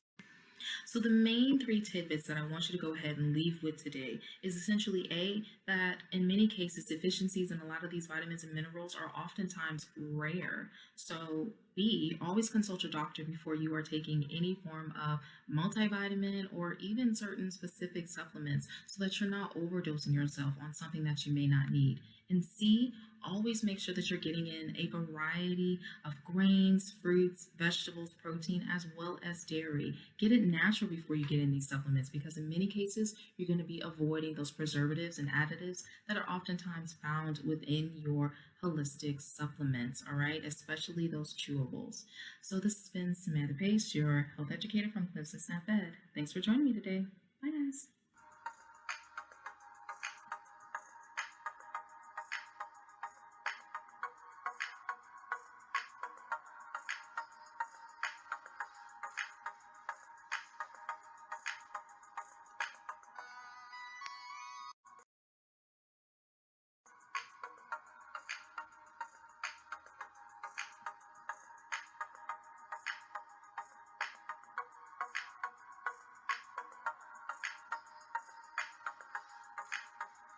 Hey there, and welcome to another week of 3-Minute Tidbits brought to you by Clemson SNAP-ED. This time we're going to be talking about food preparation, so stay tuned.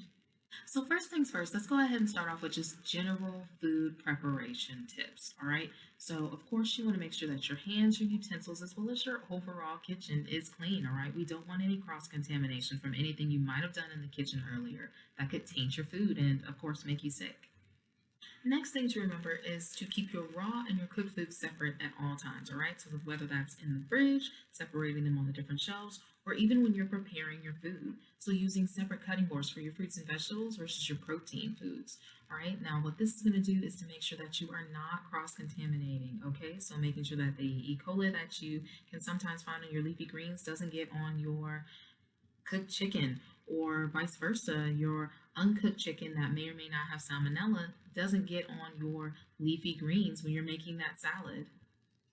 Now, the next thing in the food preparation process that we want to go ahead and discuss is the thawing process. Unless you just have fresh cut meat lying around everywhere, we do need to discuss this. So you got three options: either thawing it out in the fridge, thawing it out via microwave using the lower defrost setting so you're not cooking it while you're defrosting it, and then of course thawing it out by submerging it under running water, okay? Now if you're using the microwave or the running water techniques, you always want to cook it immediately afterwards. If you are using the fridge technique, so long as you don't take it out and leave it on the countertop or anything like that during the process, you can always, if you change your mind, put it right back into the freezer. Of course, you always have the option of taking it straight from the freezer and throwing it right into the oven, but that's only for certain food products, so always read the directions and follow them. Now, the next thing we want to talk about is freezer burn. Now, freezer burn isn't necessarily a bad thing when you see it on your food products. Just know that it, of course, can change the quality of your food. So say maybe it'll change the taste, make it a little duller, or it'll change the color a little bit. But again, it doesn't necessarily mean that your food is unsafe to eat. In order to check that out or to test that, you want to go ahead and make sure that it passes your senses test, all right? So is it smelly? Does it smell spoiled? Is it slimy or sticky to the touch? Or does it look like it has mold or something growing on it? Definitely make sure it passes your senses test before you cook or consume any food product. So the last thing we want to go ahead and talk about before we end this particular video segment is essentially cooking and heating your food, or more specifically, what temperature to bring things like poultry and ground meats to in order to reduce your chances for food poisoning. So let's go ahead and see.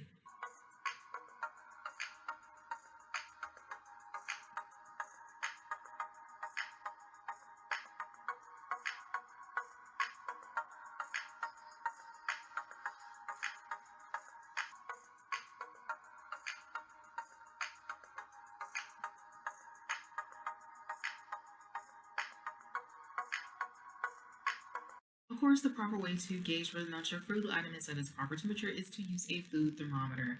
Now, naturally, you want to go ahead and pull that food item out of the pot, pan, or oil that it is cooking in before you take the temperature in order to properly gauge it, all right? So go ahead and do that. Stick the food thermometer in at either the thickest part of the meat, not close to a bone, or stick it within the other food items, say pasta dish or plate of beans, things of that nature, and essentially use that to gauge whether or not your food is brought up to its proper temperature to again decrease your chances or your risk of foodborne illnesses. All right. Thank you so much for joining me for this video, and I hope you had a wonderful time, and I will talk to you guys again soon. Bye.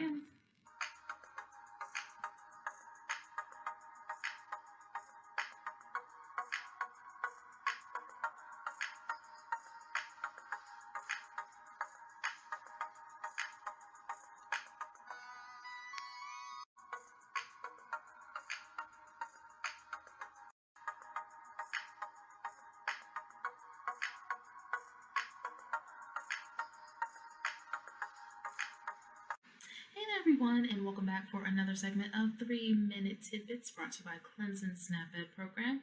Essentially, this time we're going to go ahead and talk about shopping on a budget during the COVID-19 virus, right? So stay tuned. Overall, I've got 6 tips to go ahead and share with you within this video to help you maintain a healthy budget during and after the COVID-19 virus. So our first tip is figure out what's on sale, okay? Look through those weekly ads, look through any physical or online coupons that you might have gotten a hold of, either through your store's app or through your store's online website. Go ahead and find those digital coupons, create those store accounts, okay? Figure out what's on sale so you can save yourself a little bit of money ahead of time.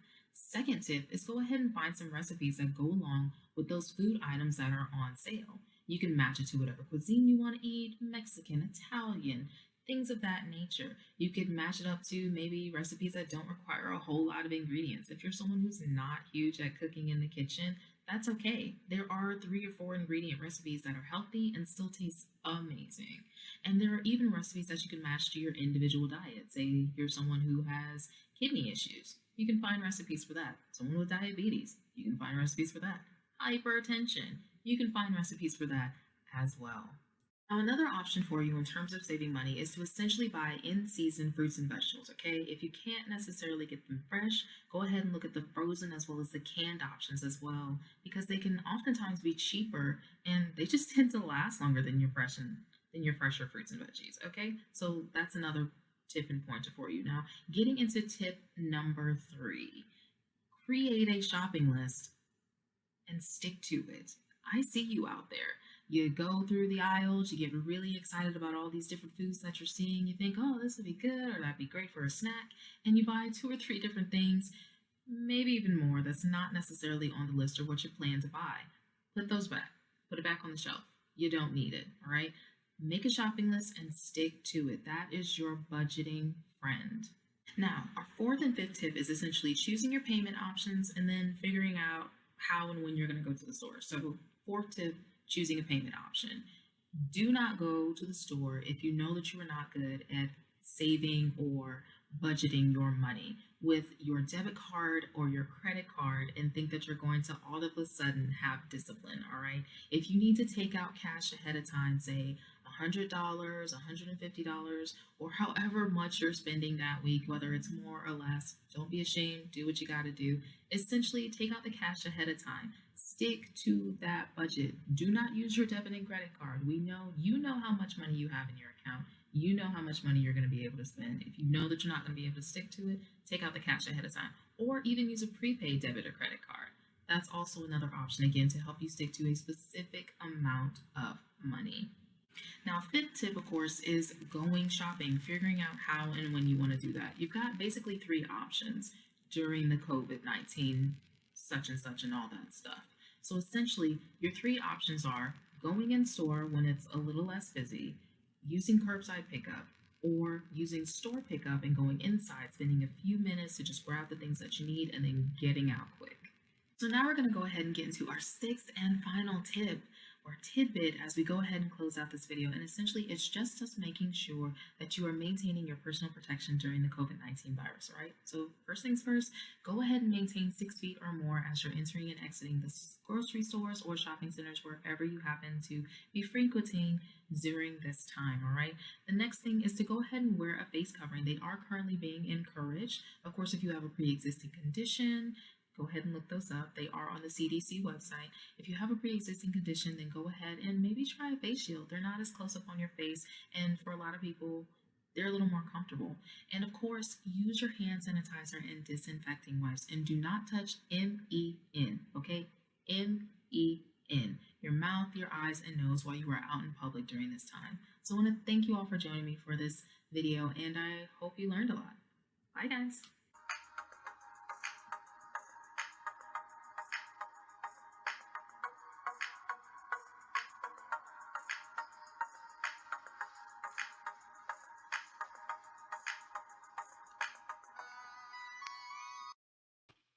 All right, thank you, Samantha. And if you guys liked that, I think you're probably going to love this, because we have Samantha back in the studio. And now that you guys have put your chicken in the oven and you're waiting on it to come out, we're going to have a little bit of an exercise program. And from that moment on, Sam, take it away. All right. Thanks so much, David. Can you hear me okay? You sound awesome. All right, perfection, perfection. Well, I hope you all enjoyed the recipes as well as the tips, tidbits, and tricks.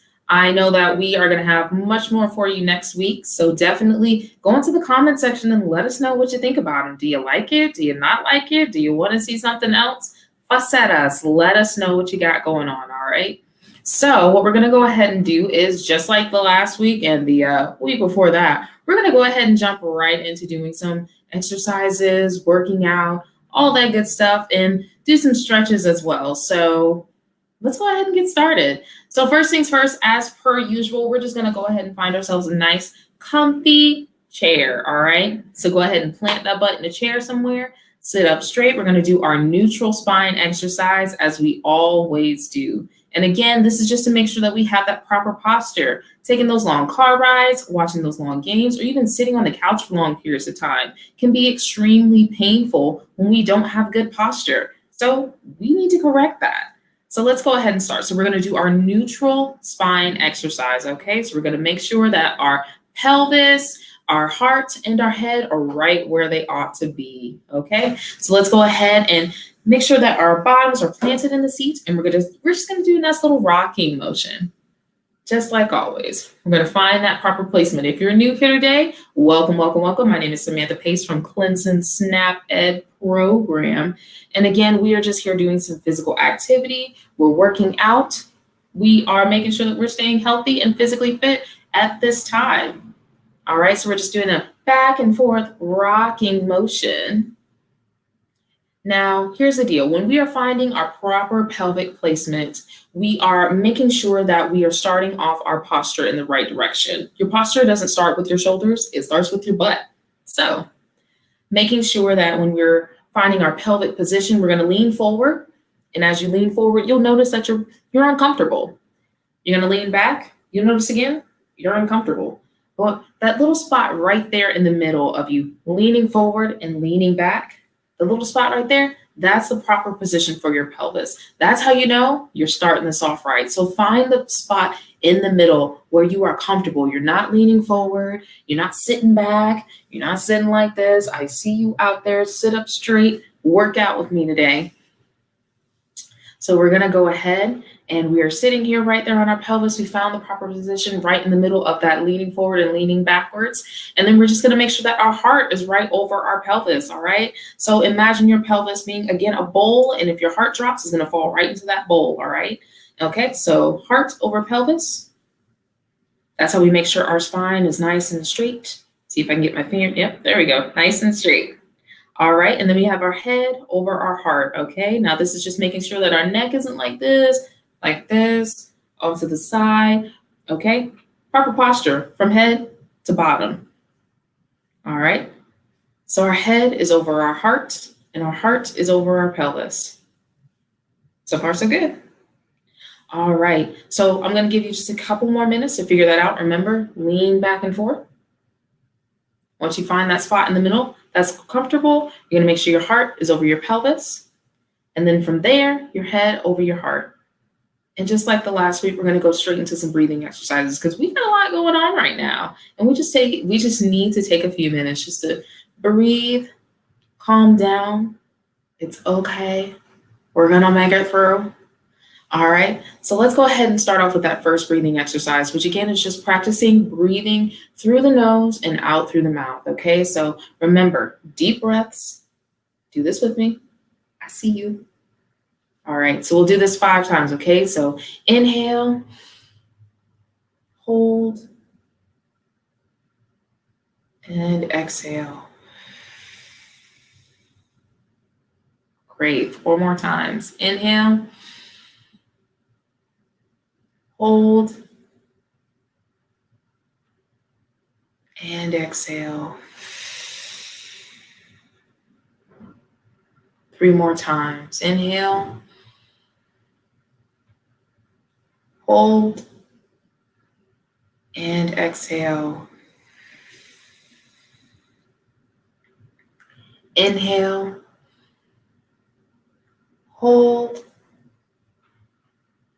and exhale. 1 more time, guys. Make this one a good one. Inhale real deep. Hold.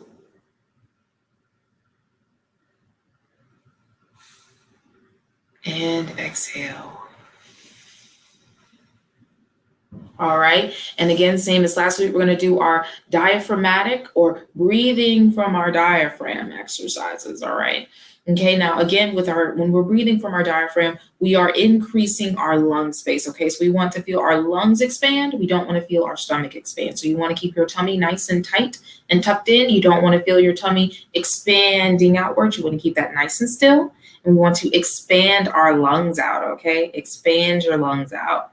All right. So here we go. We're going to do that 5 times, okay? So breathe in.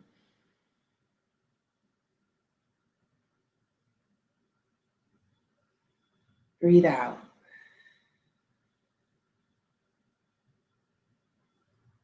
Breathe in.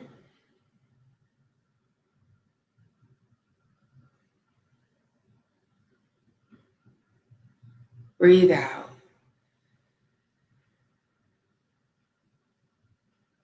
Let's take it nice and slow. Breathe in.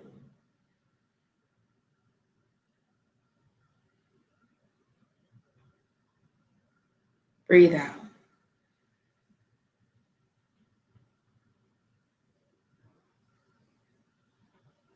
Breathe in.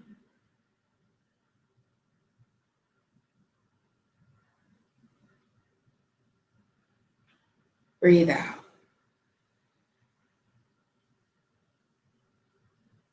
One last time. Breathe in.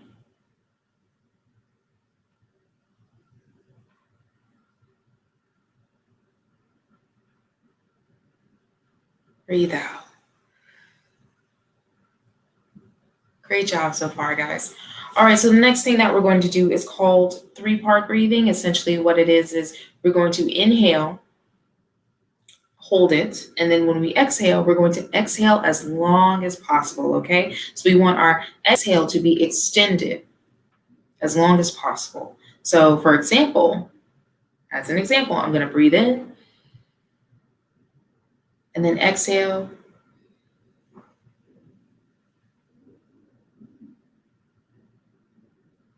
So we want our exhale to be longer than our inhale. So say, for example, we're going to breathe in for 5 counts. So 1, 2, 3, 4, 5. And then we're going to exhale for 6. So that's how we're going to do that. And then we're going to do that 3 times for 6, 7, and 8 counts. So we'll inhale for 5 and then exhale for 6, 7, and 8 counts. You still in there with me? All right, perfect. So let's do this. So we're going to inhale for 5 counts, exhale for 6. And this is a really great way to work on your breath control, as well as to focus a little less of what's going on out there and a little more of what's going on right here. All right, so let's do that. Inhale for 5. 1, 2, 3, 4, 5. Hold.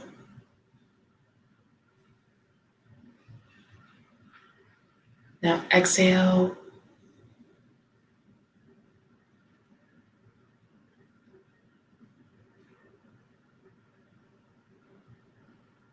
All right, all right.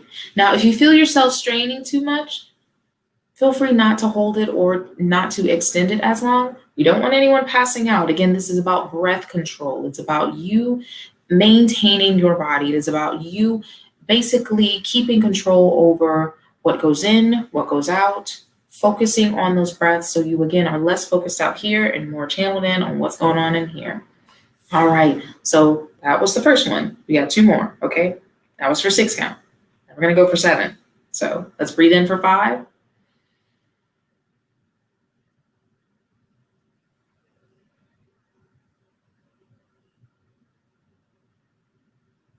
And exhale.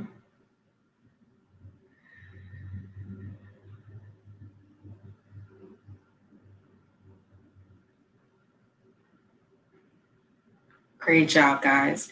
Now, one more time. And you should start to feel your body kind of relax a little as you're letting go of that exhale, okay? If not, then we got to do some more breathing exercises. All right, so last one, we're gonna breathe in for 5 and then let it go for 8. Ready? Okay. All right, so breathe in for 5.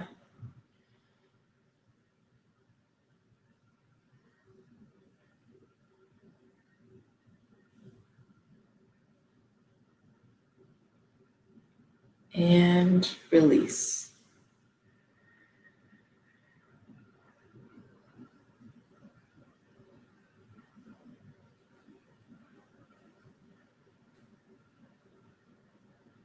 All right, perfect, guys, perfect.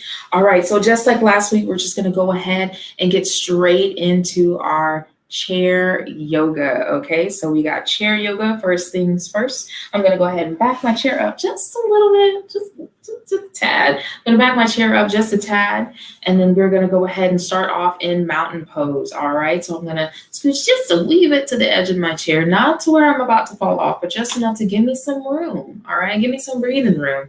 Thanks, David, for putting up all those signs. So we have that mountain pose first and foremost. All right, so we have mountain pose that we're gonna get started in. We're gonna do 5 of those. And when we're ready, we're just going to bend forward, just like that. And we're gonna start to feel that stretch, okay? So ready, set, let's go down.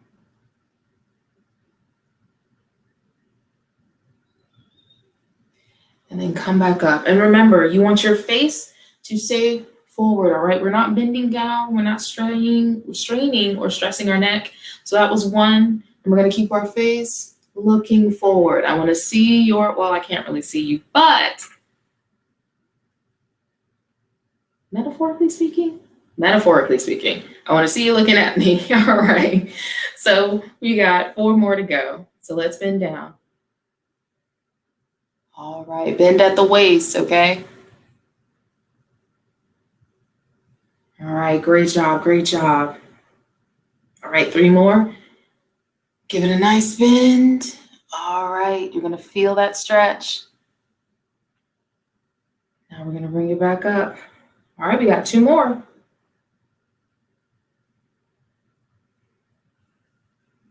All right, good, good, good, good, good, good, good.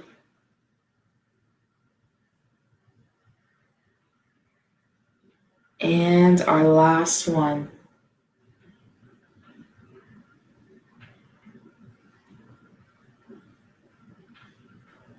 Perfection. Next one we have is sun salutation, all right? Now remember, you can do the standing up or seated, but with sun salutation, all right, we're just gonna place our hands on our knees. We're gonna bring them up.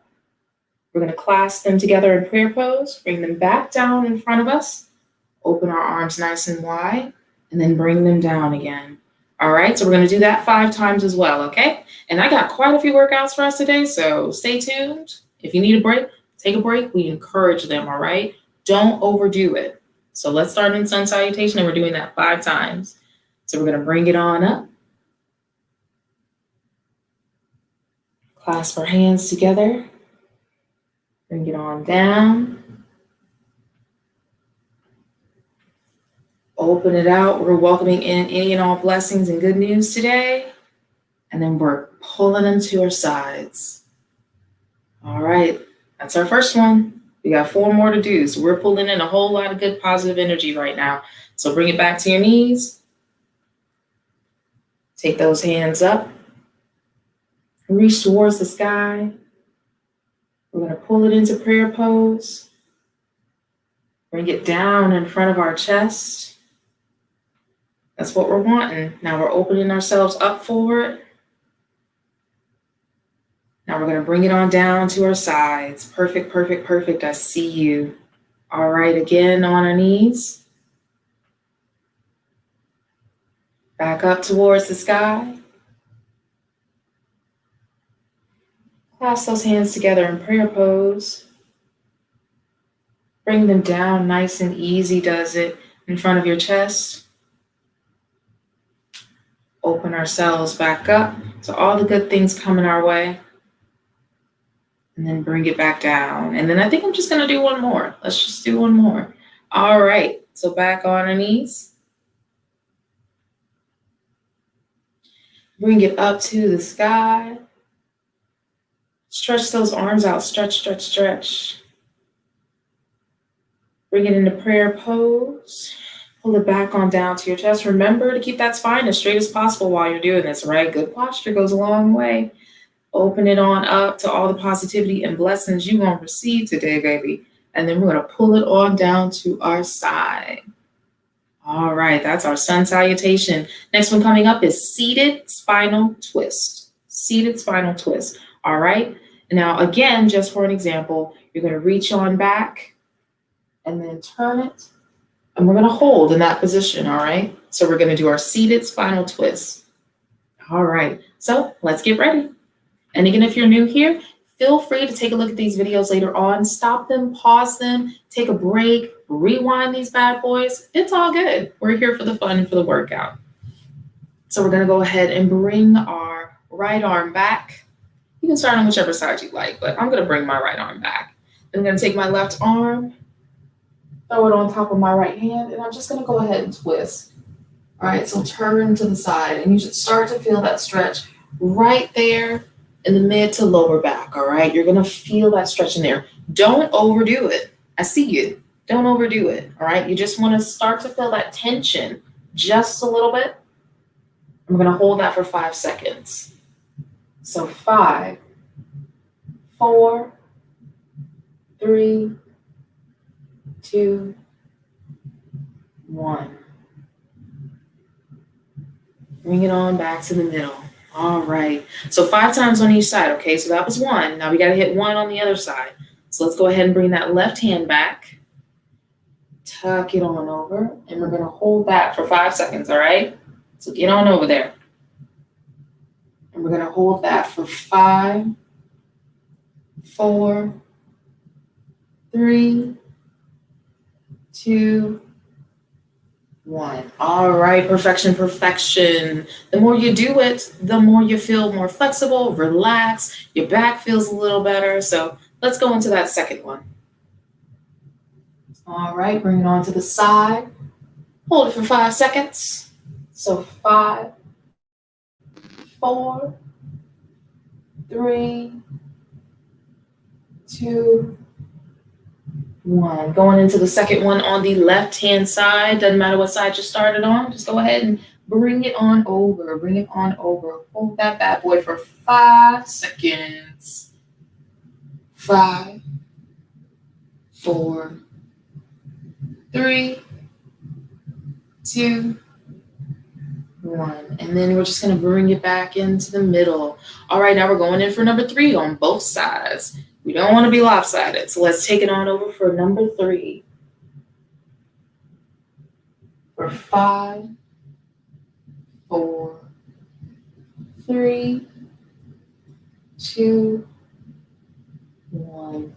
Shift it on over, shift it on over. All right. Then we're going to hold that for number 3 on the other side for 5, 4, 3, 2, 1. I'm already feeling my spine getting nice and loose.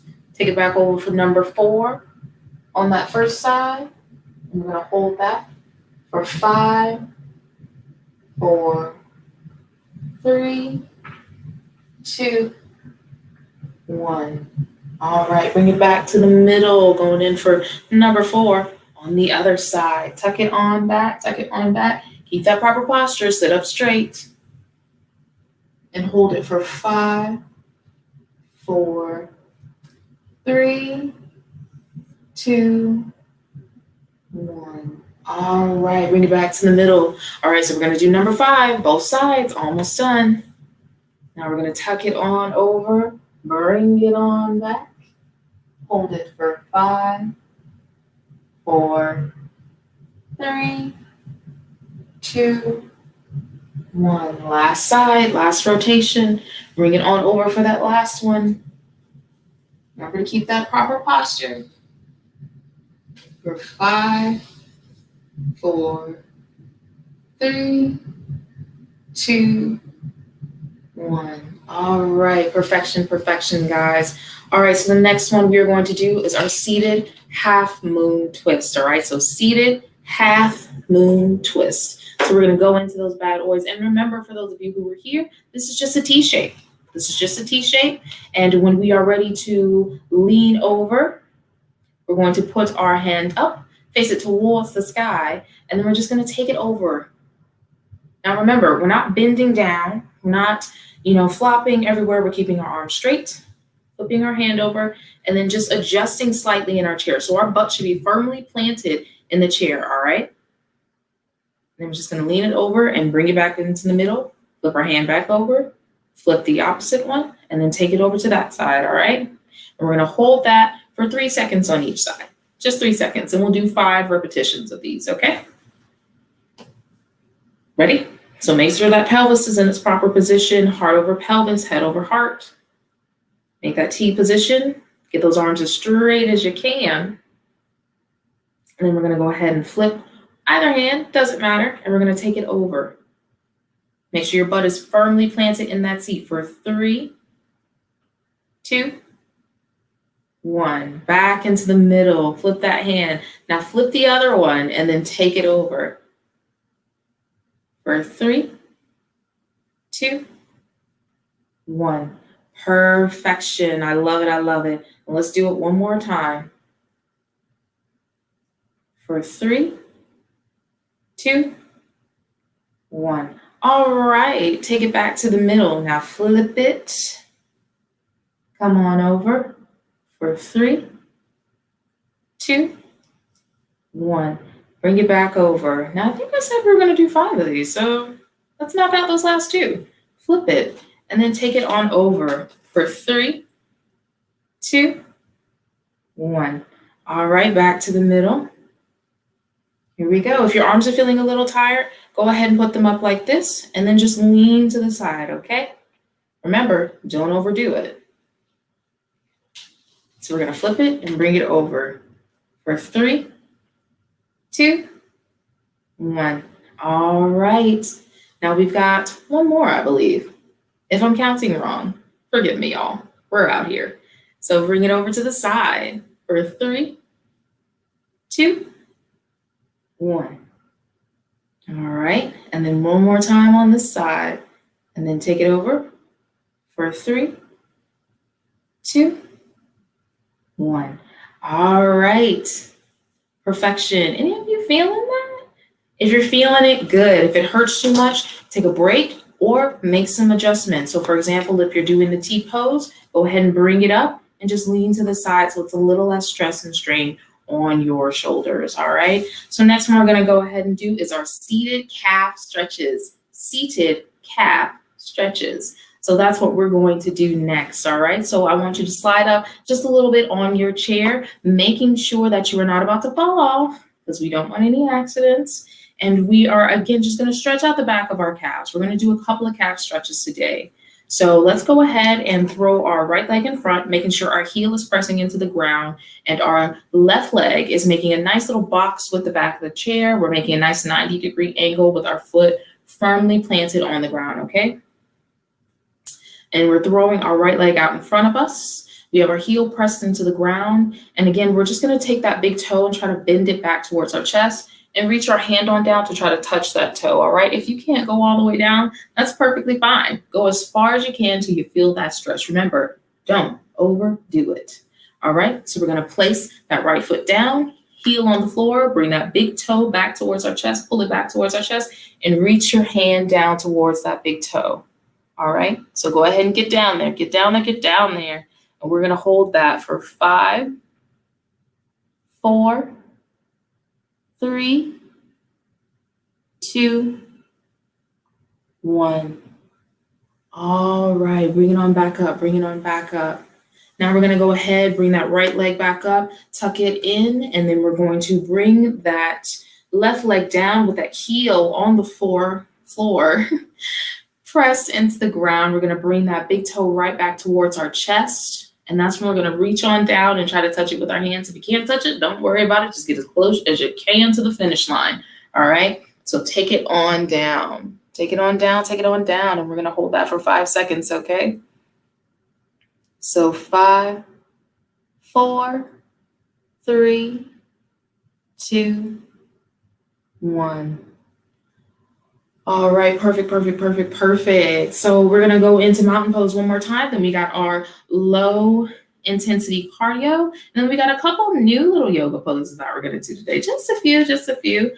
And then I'll let you guys go for the day. I know, I just love spending so much time with you, so it's gonna be hard to do that, but let's get back into our exercises. So again, we're back in mountain pose, hands on our hips, pelvis in its proper position, heart over pelvis, head over heart. And we're just gonna take it on forward, making sure our head is facing towards the screen. So we're back in mountain pose, guys. So ready? Begin, take it on down, take it on down. That is 1. Bring it on back up. All right, take it on down another time. That is 2.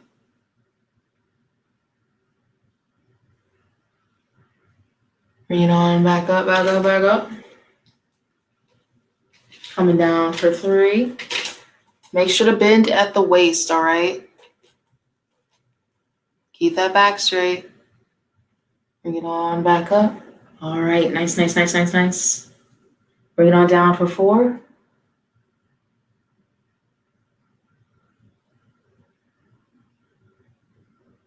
All right, bring it back up, bring it back up, bring it back up.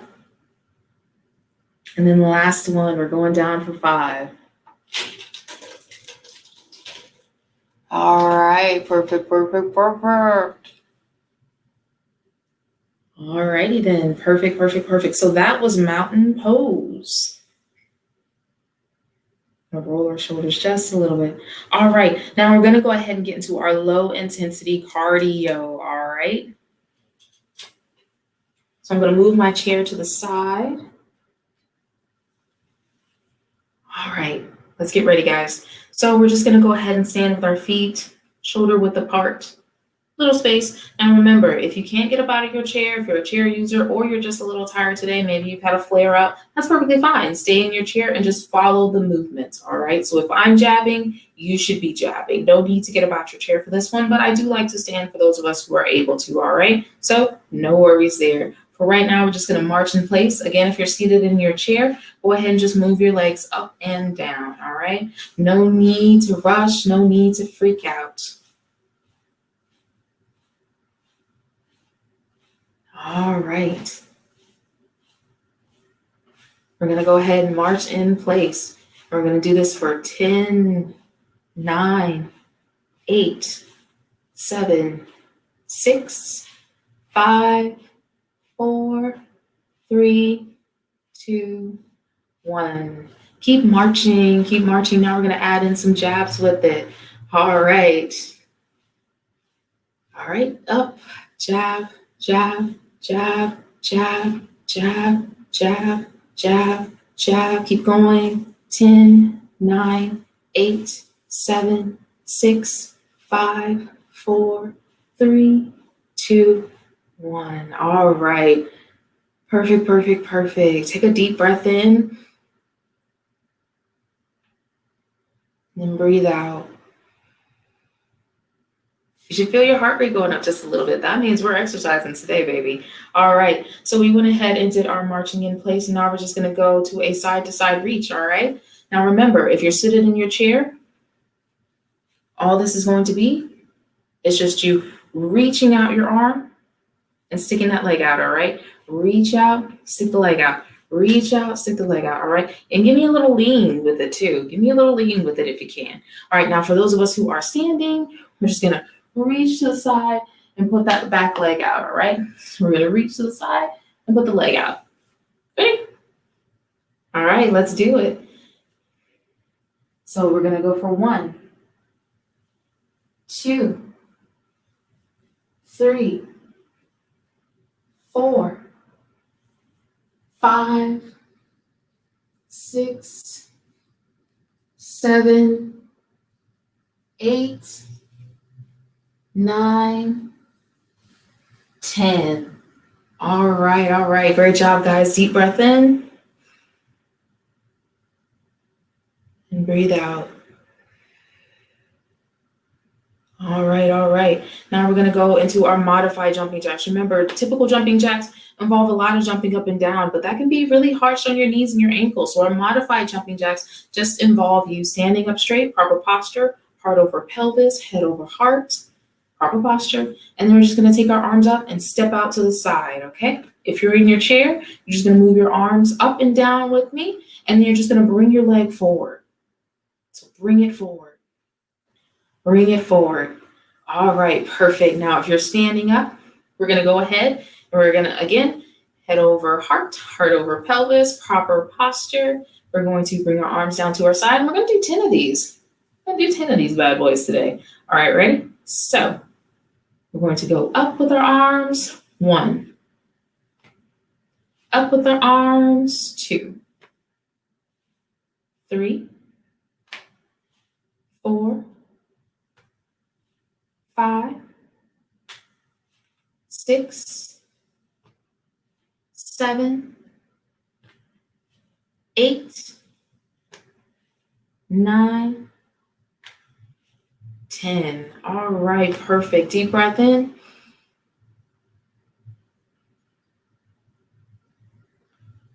And release. All right, so the next thing we're going to do, and feel free to use a chair to assist you if you need to, but we're going to stand on one leg, all right? So we're going to be improving our balance. If you need to use a chair, feel free to grab the edge of the chair, lift one leg up, and hold one arm out for extra balance, or hang onto your chair if you need to. Again, if you're seated, just go ahead and take that leg up into the air as high as you can and hold it for as long as you can, okay? Remember, don't strain. If you have a little better balance, go ahead and take those arms into the air, lift that leg, and hold for as long as you can, right? Again, this is improving our balance. So as we're walking down different sidewalks with different levels, maybe we have to step on and off the curb. This is going to help us maintain, again, that balance, so we're less likely to fall. And no falls is a good day. So remember, you can hold on to the back of your chair and lift your leg. If you're seated, you can simply lift your leg as high as you can up off the floor and hold it. Otherwise, you can throw those arms into the air, hold it, and that's going to help us increase our balance. All right, so let's just jump into it. We are going to hold it for about 10 seconds on each side. So 10 seconds on each side. Remember, we don't want one tough, strong leg and then one not so strong leg, all right? So here we go. And I'm going to take it on up, lift my leg, and let's hold that for 10, 9, 8, 7, 6, 5, 4, 3, 2, 1. Take it down nice and slow, nice and slow. Yes, don't let that leg flop down, because if you let it flop down, it's going to hurt really bad with those joints. All right, now remember, we're going to move. So we just did one leg, we got to move to the other one. So no matter which one you started with, they got to be equal. All right, so we're going to go ahead and take that next leg up. So let's go ahead and raise those arms up and get that leg up as high off the ground as you can. Now we're going to hold that for 10 seconds. Ready? So 10, 9, 8, 7, 6, 5, 4, 3, 2, hold it, 1. And let that leg fall nice and slow, nice and slow, nice and slow. Easy does it. All right, next thing we're going to do, take a deep breath.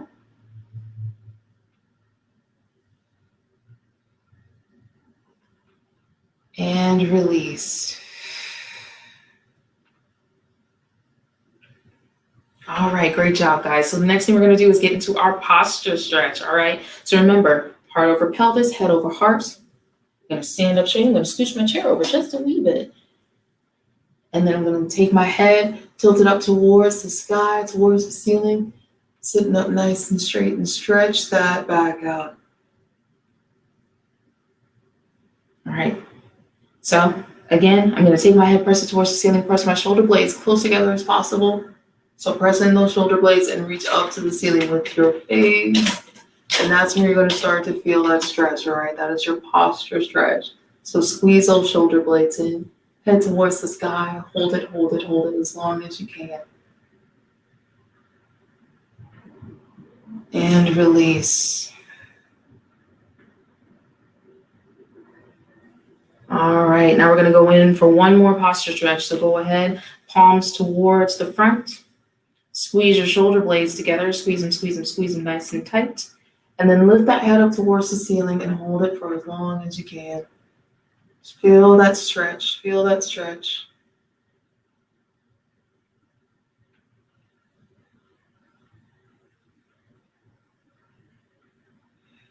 And then release, release, release, release, release, release. All right. Now we're going to go ahead and get into our shoulder stretches. So I'm going to go ahead and bring my arm right across my chest. Take my other hand, my free hand, and we're just going to go ahead and apply just a small amount of pressure. Not enough to cause any pain, but just a small amount of pressure because we want to feel that in our back shoulder blade, all right? And we're going to hold that for 10 seconds on each side. So 10 seconds on each side. Now, if holding it with your palm is too much, feel free to just kind of reach over to the side, okay? Just reach a little over to the side, maybe apply pressure with your hand, or simply just reach over to the side without applying pressure on your elbow. Maybe your joints aren't too happy with you today. Simply reach over to the side, and you're going to start to feel a little bit of that stretch in your back shoulder blade, all right? So no worries. We're going to go into our shoulder stretches, and we're going to hold them for 10. You know what? Let's do 15 because I'm going to push you a little bit today. We're going to do 15, and we're going to do it on each side, all right? So ready, set, let's do this. All right, so we're going to go ahead and take our right arm and pull it across our chest. So place it just in front of your chest, all right? And then take that left hand and apply a little bit of pressure on your elbow and reach out with your right arm. Reach out with your right arm. Reach out with your right arm. And that's where you're going to start to feel that stretch in that shoulder blade, all right? You're going to start to feel some things moving, some space happening there. If you are, good job. If it hurts, ease back a little bit. If you're not feeling anything, stretch out that right hand a little more because you should start to feel that stretch. We're going to hold that for 15 seconds. So 15, 14, 13, 12, 11, 10, 9, 8, 7, 6, 5, 4, 3, 2, 1. Great job, great job, great job. Go ahead and release that arm, release that arm. All right, now we're going to go ahead and take that left arm and do the same thing, all right? Go ahead and bring it across your chest.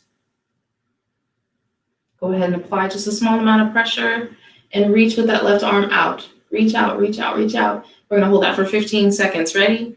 You just start to feel a little bit of a stretch. If it starts to hurt, ease up a little bit, all right? So 15, 14, 13, 12, 11, 10, 9, 8, 7, 6, 5, 4, 3, 2, 1. Great job, guys. Great job, great job, great job. Super proud of you.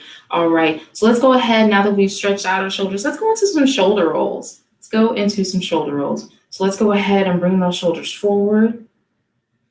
Take them up as high as you can. And just keep rolling those shoulders. We're just allowing ourselves to just relax into this movement, all right? No pressure, no worries. We're just here in the moment. So keep rolling those shoulders nice and forward. Great job, guys. You're doing impeccably well. All right. Let's bring those shoulders back to center. Relax them, shake it out a little bit. Now we're going to bring those shoulders back, okay? So we're going to roll them backwards. If you can't do it backwards, that's okay. Take a break for a little bit. Do some breathing exercises. Focus on your breath. If you can't, go ahead and take it on back with me. And we're just going to roll them back. Roll them back. Nice and gently. Nice and easy. Does it all the time. Just gonna keep doing this for a little bit. Relax into this movement, all right?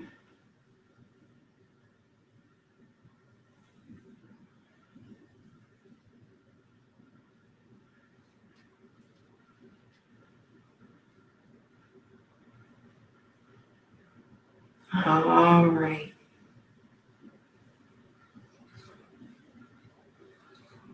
And good job, guys. Great job, great job. So the next thing we're going to do is we're going to go ahead and take our chair. We're going to plop our butts right back on down in it because we're going to do some leg circles as well as stretch out our hip bones. All right, we're going to stretch out our hip space. Okay, now if you have a towel or something of that nature, what you're going to do is you're going to take that towel and wrap it underneath your thigh and use that towel to lift your leg up. All right, so you don't, say for example, if you have a little weakness in your legs, that's okay. You can use your upper body strength to help you lift using that towel wrapped up underneath your thigh to lift your leg up just a little bit and help you rotate it as much as possible through these motions. All right. So no worries again if you are feeling a little weakness in your legs and you can't do that. Or for example, if you cannot lift your leg up that high, what you'll do is you'll just take your leg up on your tiptoes for me. So you can't really see it very well from here, but you'll get up on your tiptoes. So sitting in your chair, raise your foot up to its tiptoes, and then you're just gonna rotate your leg for me. So rotate your leg for me without taking your toes up off the floor. You'll still start to feel that motion, but it won't take as much energy for you to lift that leg up all the way off the floor, all right? And we're just gonna go ahead and make some circular motions, kind of stretching out the inner hip area. And then we're gonna go ahead and bring our leg across, and I'll talk to you about some modifications for that, so don't freak out. You're gonna bring your leg across and then we'll just bend forward and stretch our hip bones out, all right? So do a nice little hip stretch, no worries, okay? But first things first, let's just go ahead and do those leg rotations. So I'm gonna go ahead and lift my leg up. Again, you could use a towel to assist you with that, or you can just keep your foot flat on the floor, bring your foot up to tiptoes, and then just rotate your leg in a circular motion. So your knee will be going in a nice circular motion. So we're gonna go clockwise, okay? And we're gonna do 5 rotations. So 1, 2, 3, 4, 5. So I'm gonna go ahead and lift my leg up. And I'm just gonna take it, and that's 1, all right? Let's keep going. 2, 3, 4,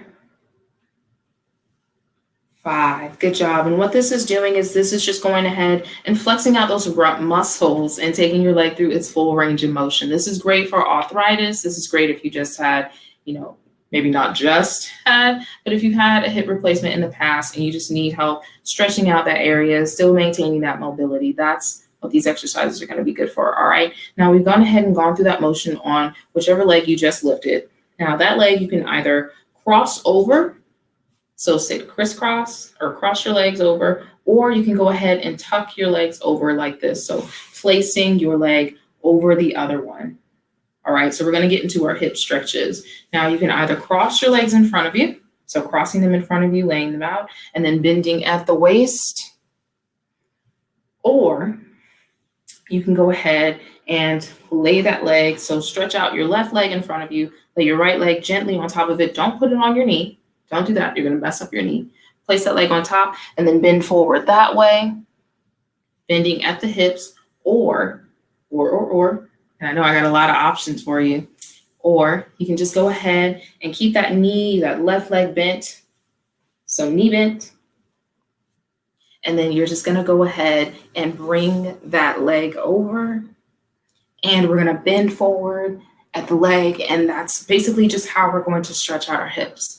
All right, so let's go ahead and do that. Now that we've gone through those rotations, let's go ahead and take that leg up, bend forward at the waist, and stretch out our hips. So bend forward, head up, head up, head up, head up.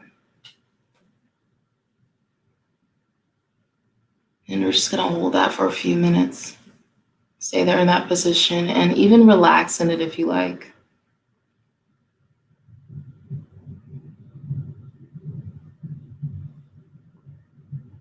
All right, great job, guys. Great job. Go ahead and slowly place that leg down on the floor.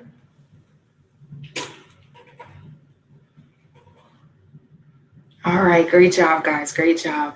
All right, now we're gonna go ahead and take our left leg or whichever leg that you haven't used. And I'm gonna take a water break just a second.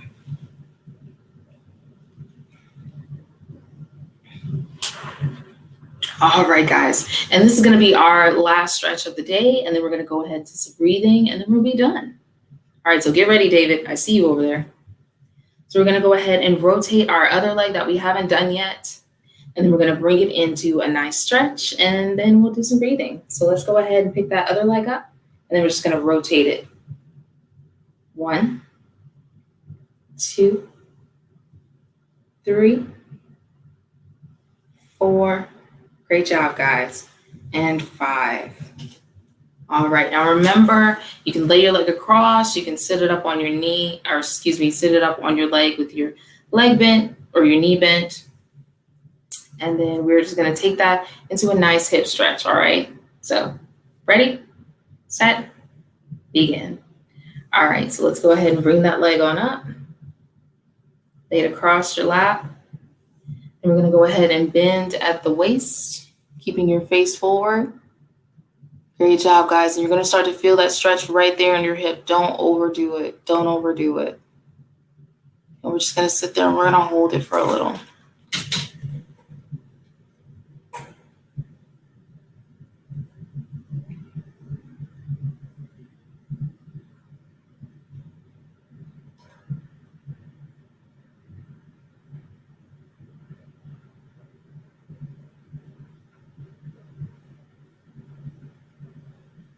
All right, bring it back up. Great, guys, great. All right, so let's go ahead and head back into mountain pose. Head back into mountain pose. And we're just gonna breathe in for a second, all right? So breathe in.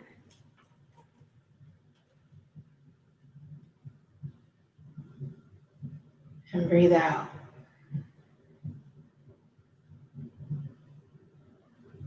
Breathe in.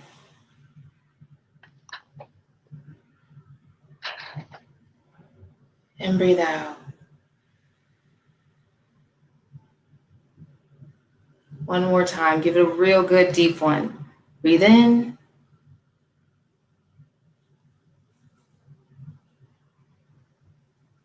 And breathe out.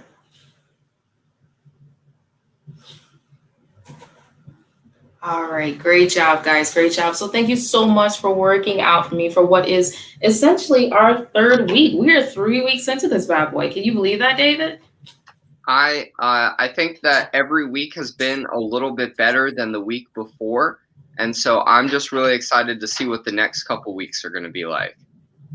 Exactly, exactly. Well, I hope you all enjoyed the recipes from us as well as those tips and tricks. Definitely give them a try as you're working out and you're going grocery shopping and trying to stay safe right now during COVID-19. We thank you all so much for joining us. And I'm going to say bye, David. Bye, Sam. Thanks for being here. And once again, that was Samantha Pace with Clemson SNAP-ED. You can see it right there. You can see it up. I'm bad at this. It's reversed right there as well. They're providing a bunch of programming with us, as well as Chris with Mobile Mentors. If you guys liked anything from today or if you had any thoughts, please comment on this post. You can follow these at our YouTube page on Generations Unlimited, Barnwell, South Carolina. Or you can just keep tuning into Facebook. The more responses we get from people, the better we can tune these programs.